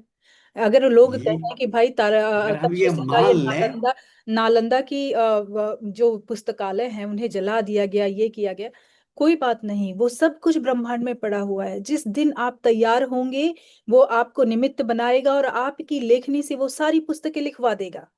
लेकिन आप बहुत सही बनो कह तो रही हैं आप। निमित्त। जो है वो होगा, हम्म। आप उसमें निमित्त बनेंगे। बिल्कुल। निमित्त कौन बनेगा, कब बनेगा, ये भी ये कोई भी दूसरा वही निर्णय नहीं। वही निर्णय लेगा, वही सिलेक्ट करेगा, आप चूजन वन बनेंगे, इस बात का निर्णय भी वही लेगा। हम दूसरों पर विश्वास करना सीखें तो। सबसे पत्नी अगर पति पे पर विश्वास करे, परमात्मा पर विश्वास करना सीखें कि वो करवा रहा है। क्योंकि इतना बड़े पहले हम ब्रह्मांड में हमारी क्या ही गति है सर। हम एक चींटी के बराबर भी नहीं है। लेकिन अगर वो हमें चला रहा है और हम उस पर विश्वास करके चल रहे हैं, इतना ही काफी है, उसे बस यही चाहिए। विश्वास की शुरुआत जो होती है हम्म। वो परिवार से होती है। बच्चे का माँ पर विश्वास है, कोई संकट आता है तो बच्चा माँ के पास दौड़ के हाँ। जाता है जी। ना। जी। बच्चे को माँ पर पूरा विश्वास है। पत्नी को पति पर विश्वास है, इसीलिए पति के प्रति वो सर्वसमर्पित रहती है। जी। इसी तरह का समर्पण जो है तुलसीदास का राम के प्रति होता है। हनुमान जी का जब भी। वो जब मथुरा जाते हैं, रामायण, वृंदावन, अगर आपको याद तो होगी, उन्होंने भी रामायण लिखी थी। लेकिन जब उन्होंने वाल्मीकि जी की रामायण देखी, तो ये उनका सेक्रीफाइस था कि इनकी रामायण रह ना जाए। उन्होंने अपनी रामायण इसमें समुद्र में बहा दी थी। तो ये हनुमान जी का समर्पण समर्पण का तो भाव है। बहुत ही ज्यादा बड़ा है। हम समर्पण करना सीखें। हम्म। जब वो वृंदावन में गए और हम्म। उन्होंने सिर नहीं झुकाया, तो उन्होंने कहा, हम्म। कहा कहूँ छवि आज की, भले बने हो नाथ, तुलसी मस्तक तब नवे, धनुष बाण ले हाथ। यही कृष्ण ने गीता में अर्जुन से कहा है, सर्वान धर्मान परित्यज्य मामेकम शरणम व्रज। सब कुछ छोड़कर मेरी शरण में आओ, मुझ पर विश्वास तो रखो, आस्था तो रखो। आज जो इस समय जो कमी है वो आस्था की कमी है। हमें बिल्कुल। किसी पर विश्वास नहीं है। बिल्कुल। यहां तक कि हमें अपने पर विश्वास नहीं, कि मैं ये काम कर लूंगा, अपने पर विश्वास नहीं है। जी जी जी दूसरे पर विश्वास तो बहुत बड़ी बात है। जी जी। हम बेटा पिता के प्रति, माँ के प्रति विश्वास करना सीखे। हम्म। पति जो है पत्नी पर विश्वास रखे, पत्नी पति पर विश्वास रखे। जी जी। उसी तरह हम भगवान पर विश्वास रखें। बिल, यही है प्रपत्ति। बिल, प्रपत्ति का जो मतलब है, हम समर्पण करें। समर्पण जो है वो सबसे इंपॉर्टेंट तत्व है। समर्पण से वही शक्ति आज नहीं। मिलती है आपको। और जब आप समर्पित हो जाते हैं तो मतलब आपको कर्म करना है। कर्म से वो नहीं होना कि भाई मैं बस बैठा रहूं, मैं कुछ ना करूं, मैं बस समर्पित हूं, नहीं। आपको समर्पण अपना दिखना कर्म चाहिए। करना है जी। समर्पण का मतलब है कि आप उसको सब प्रकार से, जो वो कहे वो आप करें। बिल्कुल। और वो कहता है, वो आपको संकेत देता है। कभी कभी मुझे ऐसा लगता है कि अब आगे कैसा होगा, क्या होगा। और कहीं से मेरे दिमाग में ऐसा आता है कि वो कहता है कि जब यहाँ तक आने के बारे में तुमने नहीं सोचा तो आगे की क्यों सोच रहे हो। जब तुम जी, यहाँ और तक क्या। आ पहुंच गई हो तो आगे भी मैं ही पहुंचाऊंगा। अब आप हमसे ये सोचिए, प्राचीन काल में हम्म। हम अगर राम दशरथ की बात करें, तो हम्म। दशरथ ने अपने चारों पुत्रों को गुरुकुल में वशिष्ठ जी के हवाले कर दिया। जी जी। छोड़ दिया कि तुम आप देखिए वशिष्ठ जी। आज हम नहीं छोड़ पाते। हमें चिंता रहती है अपने बच्चों की, ये समय क्योंकि का गुरु पर चक्र। हमें विश्वास नहीं है। बिल्कुल। और ये सर कुछ गुरु ना पर कुछ विश्वास रखें समय आप का सब भी चीज। चक्र है कि पहले क्या था, लोग 16 कला संपूर्ण थे। अगर कोई गुरु है तो वो गुरु की सारी रिस्पॉन्सिबिलिटी, जो जिम्मेदारियां होती थी, वो उस पर खरा उतरता था, चाहे उसकी हाँ, जान ही क्यों ना चली जाए। लेकिन बिल्कुल आज सही क्या कह रहे है हैं। कि लोगों ने धोखाधड़ी की है। विश्वास क्यों उतरा है? क्योंकि लोगों ने बिल्कुल। वैसा किया है तो लोगों का विश्वास उतरा है। तो ये कुछ समय का चक्र भी है कि कहते कहते कि सतयुग से द्वापर, त्रेता, फिर उस कलयुग। तो कलयुग में विश्वास तो हटना ही है। बिल्कुल सही कह रही हैं आप। आगे का जो हमारा प्रश्न है वो है कि आपके अनुभव में फिजी और अन्य देशों में हिंदी भाषा को किन चुनौतियों का सामना करना पड़ता है? बहुत अच्छा। जी। जब दो चीजें होती हैं आपके सामने, तो हम्म। उसमें कभी वो पास आती है, कभी दूर जाती है। ये नियम हम्म। है ना। हम्म। जब मैं फिजी पहुंचा, हम्म। तो मैंने देखा कि फिजी का जो भाषाई जो स्थिति है, हम्म। वहाँ दो प्रमुख भाषाएं हैं। हम्म। एक भाषा है हिंदी, हम्म। और एक भाषा है काईबीती, जो हम्म। वहाँ के मूल निवासियों की भाषा है, जिसको आज वो आई तौके ही कहते हैं। हम्म।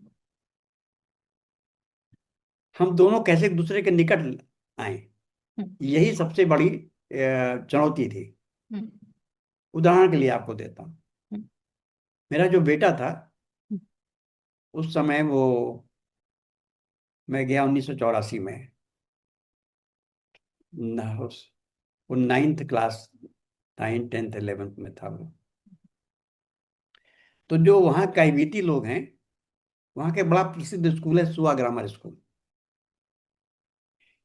तो और सब जो राजनयिक थे, उन्होंने अपने बच्चों का स्कूल उस जगह बच्चों का प्रवेश लिखवाया जहाँ पर भारतीय अधिक होते हैं।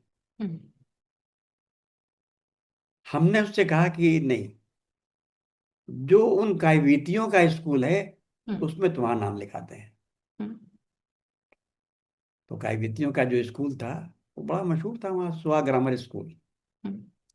उससे मैंने उसका नाम लिखा दिया। उन लोगों की जो ड्रेस होती है, जो हम्म। यूनिफॉर्म होती है, हम्म।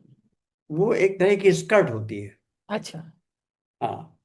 तो जो वहाँ का प्रधानमंत्री, वो भी स्कर्ट वही पहनता है, जो मिनिस्टर है वो भी स्कर्ट पहनते हैं, अच्छा। अच्छा। लड़के। हाँ हाँ। हम्म। हाँ।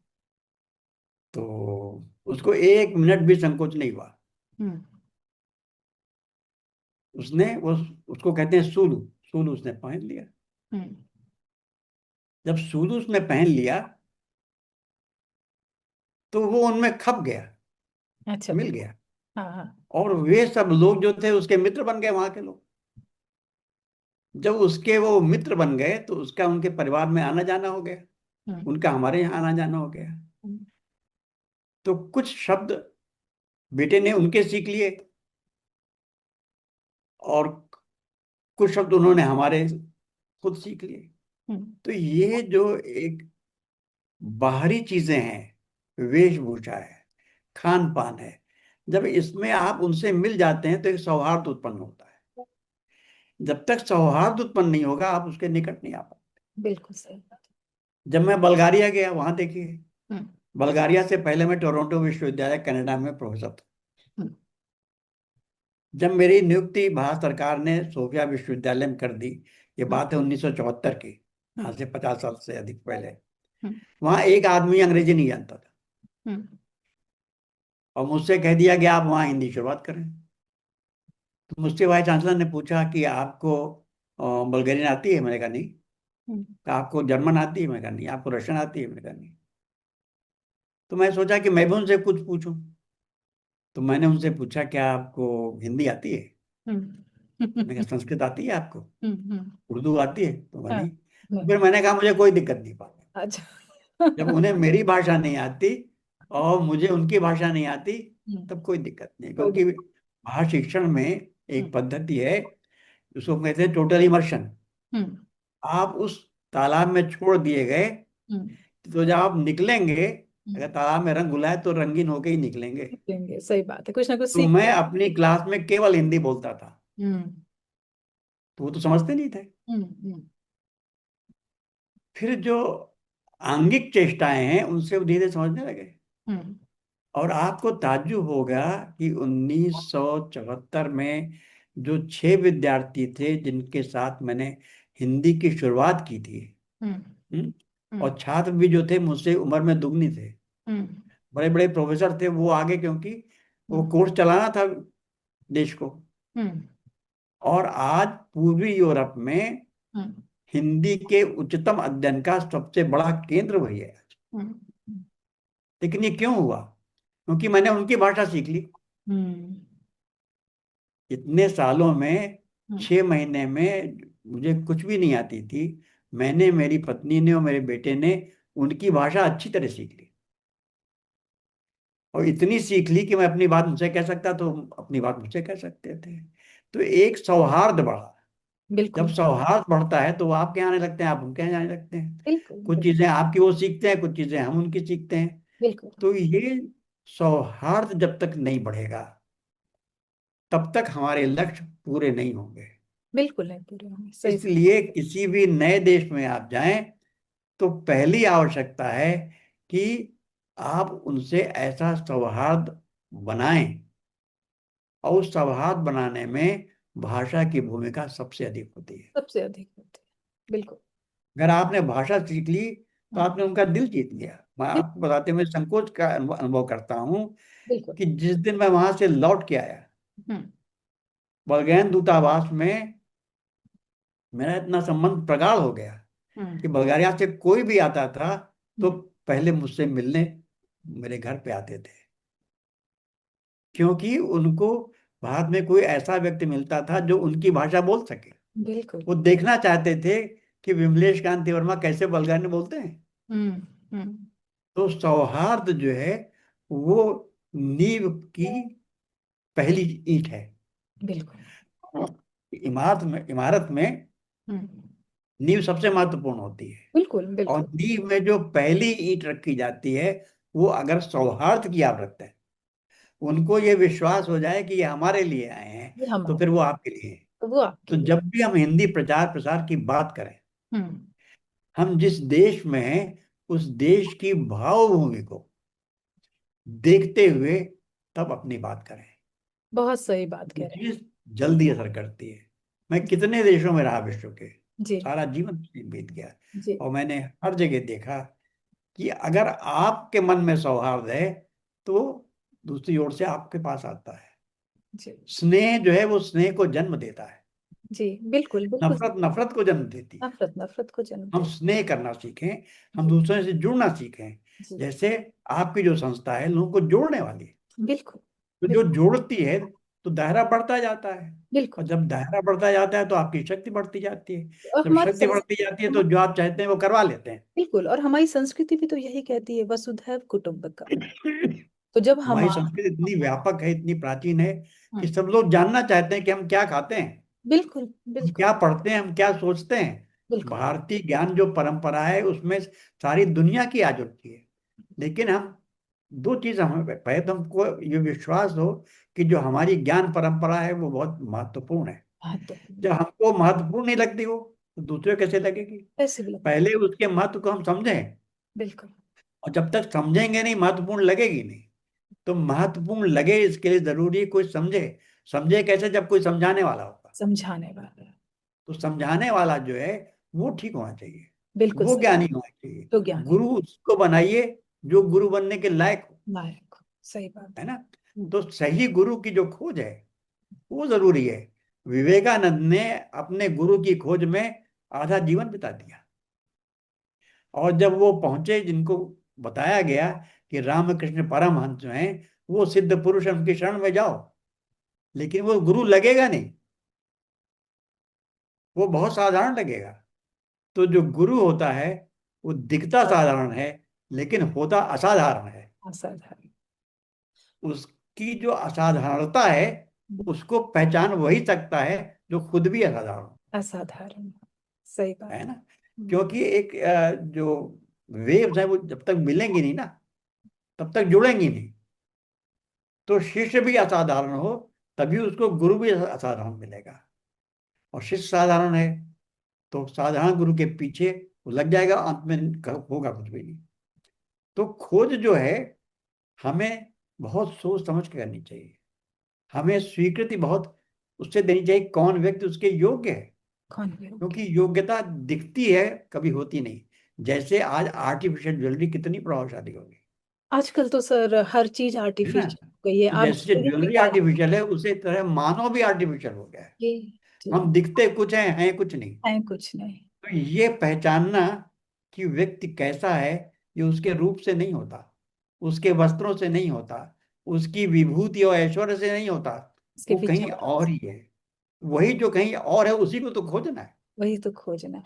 वो है ना। पहचानने वाले भी अब ज्यादा रहे नहीं सर, बड़े बड़े। और वो आपको मिल जाता है।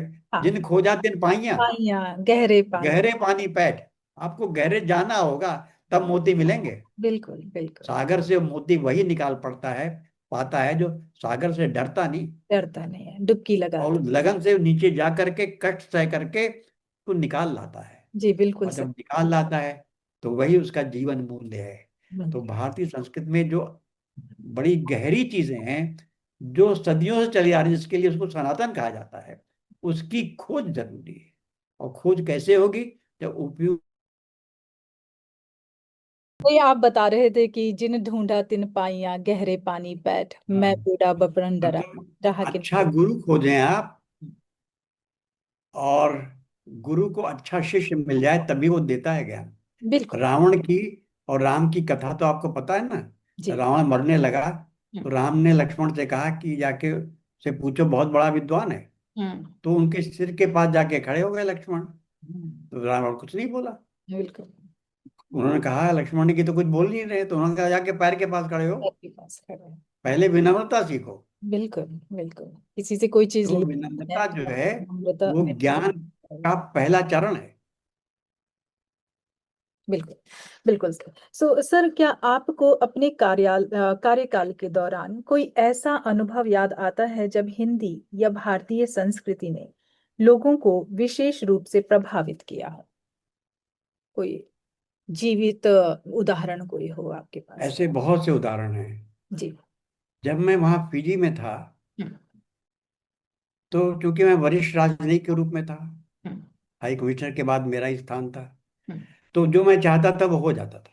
हम्म क्योंकि जो हाई कमिश्नर थे वो भी चाहते थे, हम्म भारत सरकार भी चाहती थी, मुझे मुझे इसीलिए भेजा गया था। तो मैंने उस योजना बनाई हिंदी दिवस की। हम्म आपको विश्वास नहीं मानेंगे आप, और उसके दस्तावेज हैं हम्म कि जब मैंने उसकी योजना बनाई और भारत सरकार ने मेरा मेरा पूरा सहयोग दिया। जो हाई कमिश्नर थे बड़े विद्वान थे, बहुत प्रसिद्ध थे। श्री CP रविन्द्रनाथन और TP श्रीनिवासन हम्म। दोनों दक्षिण भारतीय थे, हम्म। दोनों केरल के थे, हम्म। लेकिन हिंदी से उनको स्नेह था। हम्म। हाँ। तो जब मैंने ये प्रस्ताव रखा, उन्होंने कहा पूरी स्वीकृति है, जो संस्था है उसकी ओर से होगा और हमारा पूरा सहयोग रहेगा। तो आपने किस और तरह वो की योजना इतना बनाई, सफल रहा, कहना चाहते पूरे देश में उस दिन विद्यार्थियों की छुट्टी कर दी गई। हैं? हर शहर में झांकियां निकली, जैसे 26 जनवरी को निकलती हैं दिल्ली में, हम्म। उसी तरह हर शहर में। और सुबह में तो बहुत बड़ी झांकी निकली, जिसमें सारे स्कूल के विद्यार्थी, अध्यापक सब उसमें जुड़ गए। और वो जो है उसके बारे में सरकार ने, भारतीयों ने पूरे श्रम से, जितने संचार माध्यम थे सबसे उसका प्रसार किया, और वो सारे भारतीयों को जोड़ने का एक बहुत बड़ा माध्यम बन गया। तो हिंदी जो है, सब ये जानते हैं कि विश्व की तीसरी प्रधान भाषा है। हिंदी को सीखने का अर्थ है, आप दुनिया में कहीं भी जाएं आपको भारतीय मिल जाएंगे, बिल्कुल। उनसे आप संपर्क कर सकते हैं। और जो भारत देश है, जो ज्ञान का दूत रहा है, ज्ञान का भंडार रहा है, उसको समझने के लिए बिना हिंदी के संभव नहीं है।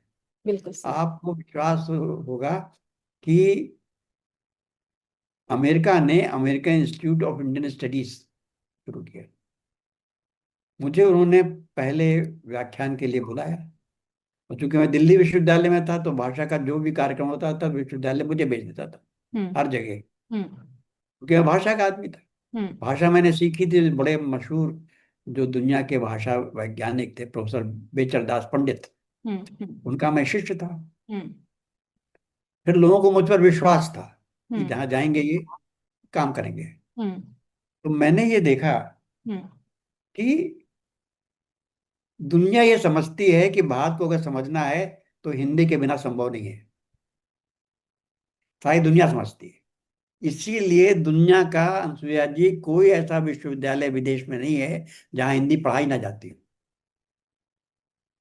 पढ़ाने में धन का खर्च होता है, व्यवस्थाएं करनी पड़ती हैं देश को, तो क्यों करता है?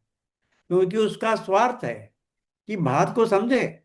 बिल्कुल। भारत ज्ञान का भंडार है, हम्म। आज से नहीं, इतिहास से, शताब्दियों से। तो उसकी ज्ञान परंपरा को सारी दुनिया जानना चाहती है। हम्म। वैदिक मैथमेटिक्स को कौन नहीं जानता है? हम्म। चाहे चिकित्सा शास्त्र हो, योग देखिए, हम्म। योग हमारा इतना पुराना है।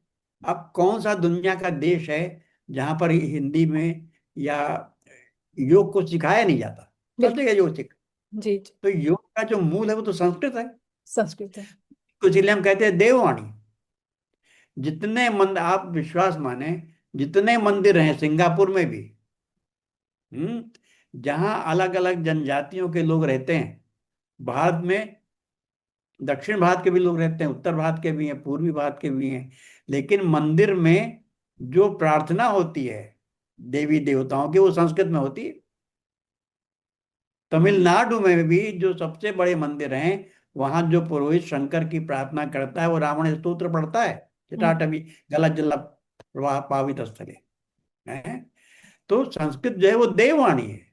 बिल्कुल। इसी तरह उसी की परंपरा में हिंदी है, जिसमें तुलसीदास हुए, जिसमें सूरदास हुए, जिसमें मीरा हुई। तुलसी को दुनिया में कौन नहीं जानता? किस विश्वविद्यालय में जहाँ इंडोलॉजी है वहां तुलसीदास नहीं पढ़ाए जाते? जी। बिल्कुल। तो भारत को अगर समझना है, आधुनिक भारत को, तो हिंदी के बिना वो संभव नहीं है। बिल्कुल। क्योंकि हिंदी देश में सबसे अधिक लोगों की बोली जाने वाली भाषा है, अच्छा। चाहे प्रथम भाषा हो, चाहे द्वितीय भाषा हो, चाहे अन्य भाषा हो। बिल्कुल। तो भारत को समझना है तो हिंदी को समझना है। इसीलिए अमेरिका ने American institute of Indian studies खोली है, जिसमें हिंदी की पढ़ाई होती है। हिंदी को दुनिया में क्यों लोग पढ़ा रहे हैं? हम्म। सिंगापुर में हिंदी क्यों पढ़ाई जाती है? क्योंकि हिंदी केवल एक भाषा नहीं है, वो हिंदी भारत है। भारत है। भारत को समझना है तो हिंदी जाननी ही आप पड़ती है। भारत को समझना है तो हिंदी के अलावा कोई विकल्प ही नहीं है। विकल्प ही नहीं है। तो ये जो हमारी शक्ति है, हमारी कमजोरी क्या है? हम्म। अपनी शक्ति को हम स्वीकार नहीं करते। स्वीकार नहीं करते, सही बात है। अपनी शक्ति को हम पहचाने। बिल्कुल बिल्कुल, उस चकमक पर में, डाउट। पत्थर में आग है, तो हम्म। एक तो है ज्ञान हम्म। कि चकमक में है, हमको होना चाहिए। दूसरा, उसका हम प्रयोग करना सीखें, वो तो हम्म। आपके पास है। हम्म। जो चीज आपके पास है उसका प्रयोग आप नहीं जाने, प्रयोग ना करें, तो ये हमारी असमर्थता है ना, बिल्कुल। अयोग्यता है। ये तो तो वही बात है हिंदी कि की आप जो 11 शक्ति है दवाइयां लेके वो घूम रहे हैं। बहुत हाँ प्रबल जी। है, जी। उसका उपयोग करना हम सीखें, बिल्कुल। उसको हम महत्व दें। बिल्कुल। हैं? बिल्कुल सर, करने से बहुत पहले सही हमें विश्वास जवाब होना दिया। चाहिए कि उसमें शक्ति है, बिल्कुल वो बिल्कुल। होनी चाहिए। बहुत बहुत बहुत ही अर्थपूर्ण जवाब दिया है आपने हम मेरे सवाल का। सर, भारतीय देवी देवताओं के दर्शन में कौन से ऐसे जीवन मूल्य हैं जो आज के समाज के लिए विशेष रूप से प्रासंगिक हैं? सबसे बड़ी ये है हम्म। कि जितने देवी देवता हैं सब में शक्ति है, लेकिन वो अपनी शक्ति के बारे में कहते नहीं है। हम्म। कहता वही है जिसमें शक्ति होती नहीं है। सिक्के ज्यादा खनकते राम और परशुराम के संवाद में आप देखते हैं, हैं। हम्म। लक्ष्मण बहस कर रहे हैं और हम्म। परशुराम बहस कर रहे हैं। हम्म। लक्ष्मण तो छोटे बच्चे की तरह है, परशुराम तो बहुत बड़े हैं, जी। है ना। जी। लेकिन राम खड़े हैं, कुछ नहीं बोल रहे। हम्म। धनुष तोड़ने वाले तो राम है ना, हम्म। तो राम से आप कहिए। हम्म। परशुराम लक्ष्मण से बात कर रहे हैं, हम्म। लक्ष्मण भी गुस्से में है और परशुराम भी गुस्से में है। राम को गुस्सा नहीं आता। हम्म। तो राम की खूबी क्या है? या या प्रसन्नताम न कथाभिषेकस्तथा न ममले वनवास दुखता। राम की सबसे बड़ी विशेषता एक ही है कि ना वो खुश होते हैं और ना दुखी होते हैं। अयोध्या में उनके राज्याभिषेक की बात आई, राम एक से रहे। वनवास की बात आई तो एक से रहे। न्यूट्रल जो अवस्था। सुख में दुख में एक सा रहता है वो ज्ञानी है। ज्ञानी है। इसलिए परशुराम के कहने पर राम में कोई उत्तेजना नहीं होती। जी। उत्तेजित होते हैं परशुराम जो इतने बड़े हैं आयु में, और हम्म। दूसरे जो बालक लक्ष्मण है उनको उनसे बहस ही नहीं करनी चाहिए। हम्म। और जब उनको लगा तो उन्होंने अपना धनुष दिया, वो धनुष अपने आप चला गया, उनके पैरों पर गिर पड़े। जब समुद्र बंधन की बात आई हम्म। तो लक्ष्मण ने कहा, अरे आप उठाइए धनुष, सोख लीजिए समुद्र को। हम्म। विनय न मालत जलद जड़, जल जल गए 3 दिन भय तीन बीत, दिन बीत, बीते राम हे संकोप राम तो भय सको, भी न होए न भय प्रीत। बिन होए न और प्रीत। जैसे ही उन्होंने उठाया, समुद्र जानता था इनकी ये शक्ति। भी जरूरी है, ये एक अपने व्यक्तित्व में रखना जरूरी है कि हमें भय भी दिख। आप में जो शक्ति होती है तो आप विनम्र होते हैं। बिल्कुल। हाँ, एक कहानी अगर आप बड़ी विनम्र अच्छी नहीं है इसका मतलब आपको। शक्ति नहीं है आप। जी जी, ये इसके इसका एक बड़ी अच्छी कहानी किसी ने बताई थी मुझे कि एक सांप था जिससे लोग बहुत डरा करते थे। तो एक साधु वहां से गुजरा तो उस सांप को सिखाया कि मतलब लोग तुमसे डरते हैं, तुमसे भय खाते हैं, तुम विनम्र क्यों नहीं हो, तुम क्यों ऐसे नहीं हो कि लोग तुम्हें प्यार करें। तो उसे लगा कि शायद साधु सही कह रहे हैं और मुझे सचमुच में किसी को नहीं काटना चाहिए। और उसने काटना बंद कर दिया। अपना स्वभाव था जो वो उसने छोड़ दिया। और फिर दूसरे जब एक और फिर एक समय वही साधु वहां से गुजरे जब कुएं के पास से, तो सांप सांप बिल्कुल बहुत ही बुरी अवस्था में था और खून से लथपथ पड़ा हुआ था। तो बोले ये क्या हुआ तुम्हें? तो बोलते आपने ही तो कहा था कि विनम्र रहने के लिए। तो मैं विनम्र था, तो कहता विनम्र रहने के लिए कहा था, ये थोड़ी कहा था कि तुम अपने लिए प्रोटेक्शन में मतलब अपना बिल्कुल सही कह रहे हैं, स्वभाव बहुत न दिखा। अच्छा उदाहरण दिया आपने। तो उन्होंने क्या किया था कि लोग उससे बाल्टी में बांध कर सांप से फिर रस्सी की तरह से उसे पानी खींचने लगे थे। तो अगर आप अपना स्वभाव नहीं दिखाते हैं, जो कहते हैं ना भय बिन होए न प्रीत, तो वो भी जरूरी है। बिल्कुल, इसीलिए तो कहा कि विन भय हो न प्रीत। जी। और जब उन्होंने धनुष उठाया, हम्म। जो समुद्र था वो निकल आया कि आप बताइए क्या चाहते हैं। बिल्कुल बिल्कुल। तो तो समय समय लोगों की को बात है। ज्ञान होना चाहिए कि आप में शक्ति है, बिल्कुल। लेकिन शक्ति का प्रयोग आपको नहीं करना चाहिए तब तक उसके लिए आवश्यकता नहीं। आवश्यकता ना पड़े, सही कहा ये बहुत बड़ा संदेश है। बिल्कुल बिल्कुल। आप निर्विकार रहिए, बिल्कुल सही बात कह रहे हैं जब आप। आवश्यकता पड़े तो आपकी शक्ति से उसे परिचित भी कराना चाहिए। बिल्कुल बिल्कुल सही बात है, बहुत अच्छा जवाब दिया सर आपने। सर, एक लेखक और सांस्कृतिक दूत के रूप में आपने अपने लेखन के माध्यम से समाज को क्या संदेश देने का प्रयास किया है? मेरा संदेश यही है हम्म। कि काम करो और प्रचार से दूर रहो। काम करने वाले को प्रचार की आवश्यकता नहीं होती है, जी जी, बिल्कुल सही। प्रचार तो अपने आप होता है। अपने आप। अगर प्रचार करोगे तो काम में बाधा होगी। दो ही काम कर सकता है आदमी, या तो प्रचार कर ले या काम कर ले। तो मेरा ध्येय हमेशा यही रहा है कि काम करो। मैं हमेशा आत्म प्रचार प्रसार से दूर रहा, हम्म, अपना काम करता रहा। जी। क्योंकि लोग काम से जानते हैं, आप बिल्कुल, काम बोलता है। कहने से नहीं जानते। बिल्कुल। आप काम करें तो अपने आप जान जाएंगे। सही बात है। बिल्कुल सही बात। आप में प्रचार की लालसा होगी तो काम नहीं होगा, हम्म, क्योंकि समय तो सीमित है। अनंत शास्त्रम बहुलाष्ट विद्या अल्पांश कालो बहुविकृताष्ट। अनंत विद्याएं हैं, समय सीमित है। तो चाहे आप ना आत्म प्रचार कर लें, चाहे आप काम कर लें, तो ज्यादा अच्छा क्या है? एक प्रेय मार्ग है, एक श्रेय मार्ग है। एक प्रिय लगता है, लेकिन वो श्रेय नहीं, हो आपको आगे नहीं ले जाएगा। जब आगे ले जाने वाला जो श्रेय मार्ग है उस पर आप चलें, तो प्रेय अपने पास अपने आप ही आ जाएगा। अपने आप ही काम करें। बिल्कुल। आज का जो समय है वो प्रचार का ज्यादा है, काम का कम है। खुद के मुख से खुद काम करें। की बात करना, ये मुझे ऐसा लगता है मियाँ मिट्ठू बनना है सर। और इसे सभी लोग पहचान जाते हैं जब आपका काम बोल। जैसे आप काम कर रही हैं, आप हिंदी के प्रचार के लिए काम कर रही हैं, जी। है ना? काम बोलता आप है। अपना समय दे रही हैं, बिल्कुल। आप अपनी शक्ति दे रही हैं, है ना? और काम तो भी आप सार्थक वाला काम करें, ये नहीं कि दिखावे का काम सार्थक वाला काम। इसका कोई मत अर्थ ही ना निकल तो रहा। ये जो काम आपका हिंदी का प्रचार प्रसार का, ये एक सार्थक प्रयत्न है जी। जी। हिंदी की दिशा में, जी, कोशिश है ये ना? है जी।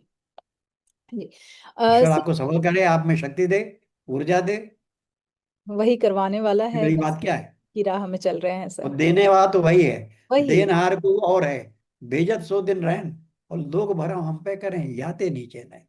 जो दे रहा है वो देगा आपको। देगा। काम तो करें, काम करना बिल्कुल सही चाहिए। बात है। सर, आपके अनुसार विश्व स्तर पर हिंदी भाषा के प्रसार में साहित्यकारों और सांस्कृतिक संस्थाओं की क्या भूमिका होनी चाहिए? कुछ तो आप बता चुके हैं, थोड़ा सा विस्तार में जानना चाहेंगे। संस्थाओं की बहुत बड़ी भूमिका है।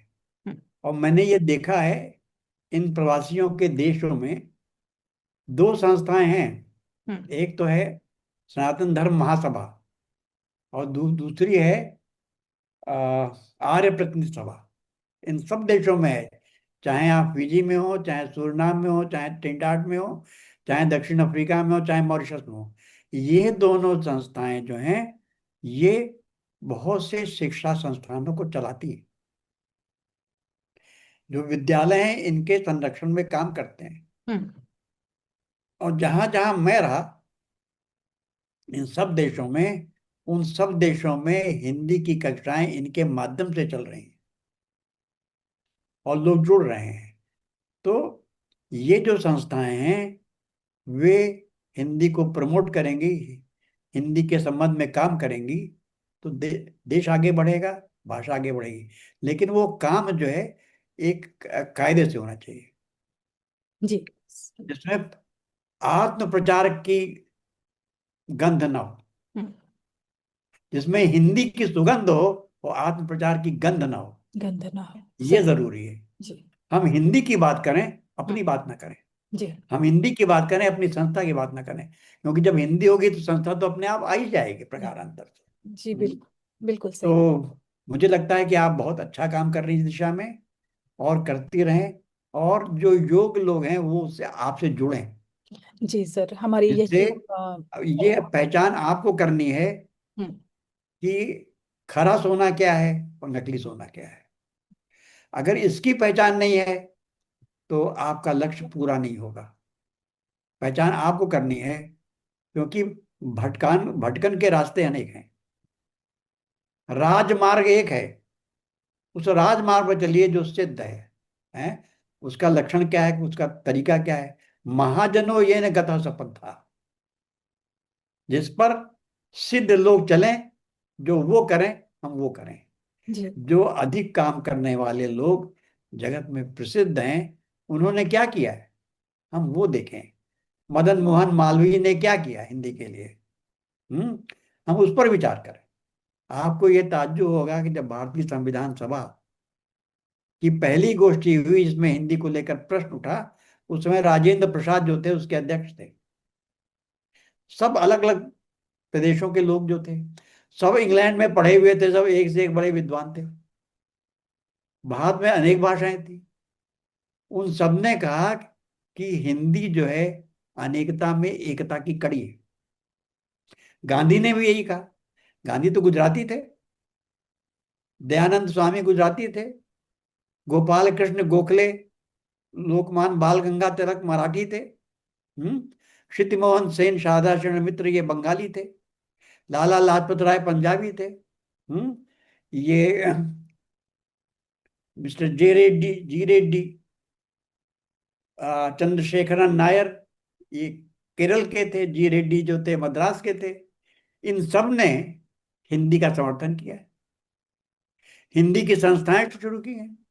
दक्षिण हिंदी प्रचार सभा लाखों लोगों को हिंदी सिखा चुकी, जी जी सिखाने काम करती है। जी तो इसी तरह सिंगापुर में कोई ऐसी संस्था नहीं है जो कविता कहानियों के अलावा शिक्षण की बात करे।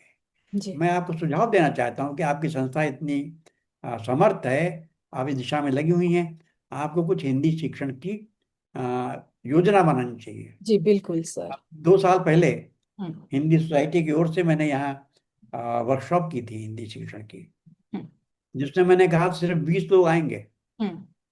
और 5 दिन 8 8 घंटे की वर्कशॉप थी। वो बहुत सफल हुई, लेकिन मैंने कहा था इससे अधिक नहीं। अब वो जो शिक्षक जो थे उनको आगे बढ़ाना चाहिए। जी बिल्कुल मैं सर। इसके लिए मैं मैं इसके लिए फिजी में मैंने चलाई कार्यशाला, हम्म मैंने सुरनाम में चलाई, हम्म मैं ट्रिनिडाद में चलाई। हम्म हाँ। हम्म। तो ये काम जो है हम्म। आपकी संस्था को करना चाहिए, जी क्योंकि ये काम सिर्फ कविता कहानी से नहीं होगा। जी जी मैं बिल्कुल ये समझ रही आपकी जो हूँ। संस्था है उसका उसका दृष्टिकोण बहुत व्यापक है। जी लक्ष्य है हिंदी का प्रचार प्रसार। जी हिंदी का प्रचार प्रसार तब होगा जब हम्म। लोगों को हिंदी सिखाएंगे आप। जी जी जितने लोग सीखेंगे वो हम्म, आगे कविता लिखेंगे। बिल्कुल। कविता जो है मनोरंजन का साधन है। जी जी जी तो इस तरह से आपकी जो संस्था है उसको शिक्षण के क्षेत्र में आगे आना चाहिए। जी बिल्कुल आ, सर, कोशिश आपको हमारी उसका यही है। सूत्रपात करना चाहिए। जी हम्म बिल्कुल कोशिश और वो हमारी। आप कर सकती हैं, आप में समर्थ है, आप में शक्ति है। आपका जो जो दायरा है वो बड़ा है, जी सर, और धीरे उसमें धीरे बढ़ रहा थोड़ा है। मनोरंजन भी और हो आपके और थोड़ा सहयोग जो है से, शिक्षण भी। जी आपके जो आप एडवाइस कर रहे हैं, इसके सहयोग से हम आप इसी कार्य को आगे और बढ़ाएंगे। और हम चाहेंगे कि आप इसमें हम जिस तरह से आपने पहले मेरा कार्यशाला पूरा सहयोग रहेगा। से आप। जहां जहां हिंदी है हम्म, वहां मैं पूरा सहयोग देता हूं हिंदी के लिए, जी क्योंकि हिंदी से ही हिंद है। बिल्कुल सही बात है सर, हिंदी से। सारे देश में कोई ऐसी भाषा नहीं है, सारी भाषाएं प्रांतों के नाम से जानी जाती हैं, गुजराती, बंगाली, मराठी, कश्मीरी। जी हिंदी जो है वो पूरे हिंद की है, हिंदुस्तानी पूरे हिंदुस्तान की है।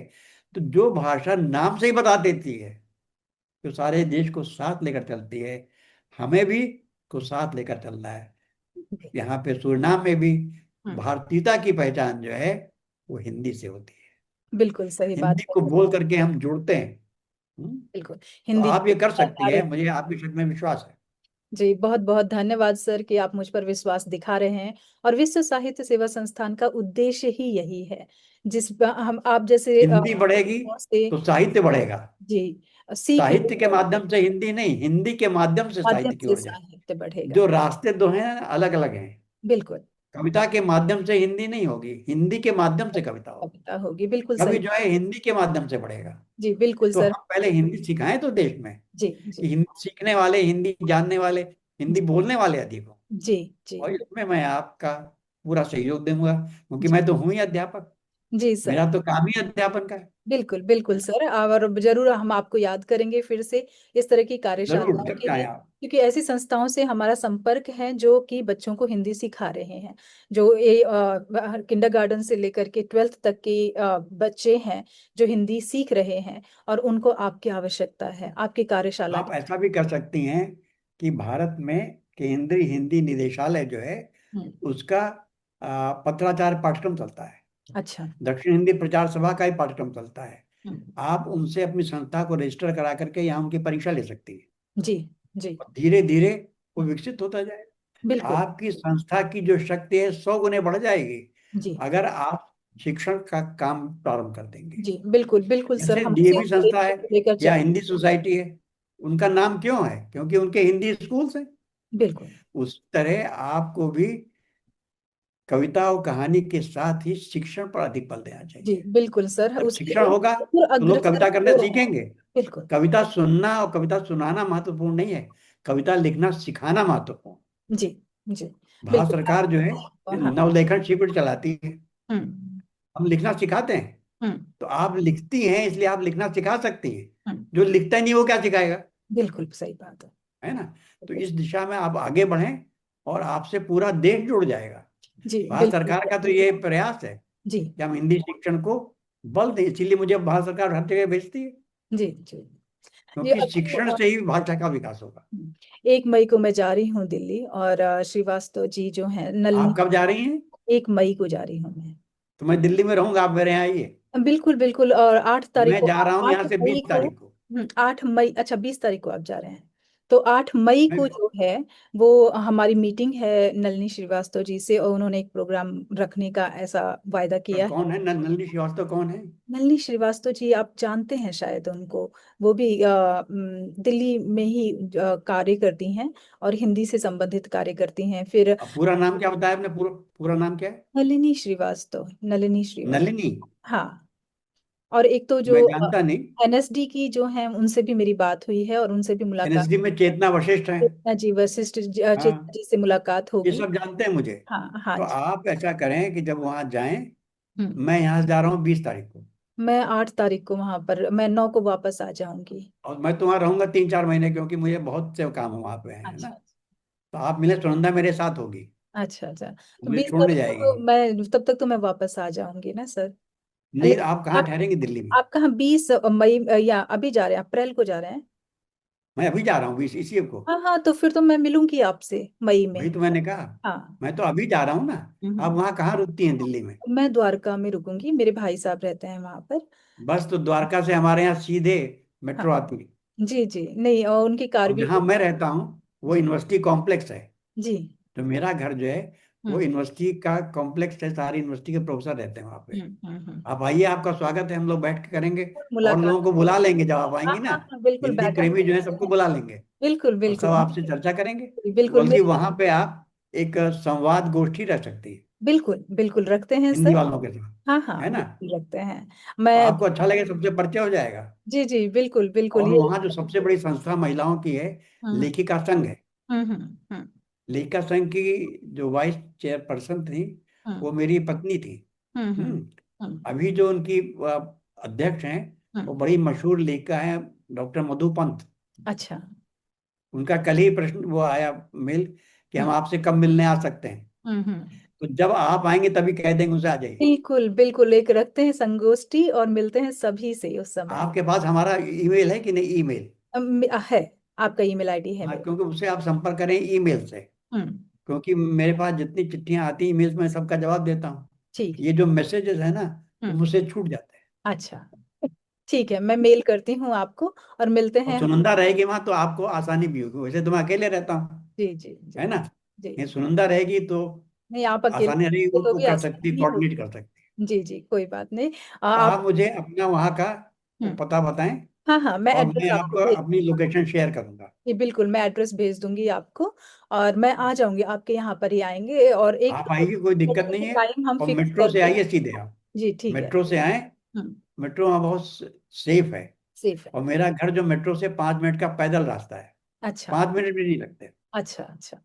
और जो मिलते हैं। वो कॉलोनी है क्योंकि यूनिवर्सिटी के, तो सारे विद्यार्थी दिन भर वहाँ पीएचडी वाले घूमते रहते हैं। क्या बात है, क्या बात है। ये तो मेरा कोई दिक्कत नहीं सौभाग्य होगी। होगा कि मैं वहां पर जाकर आप सभी लोगों से मिलूंगी।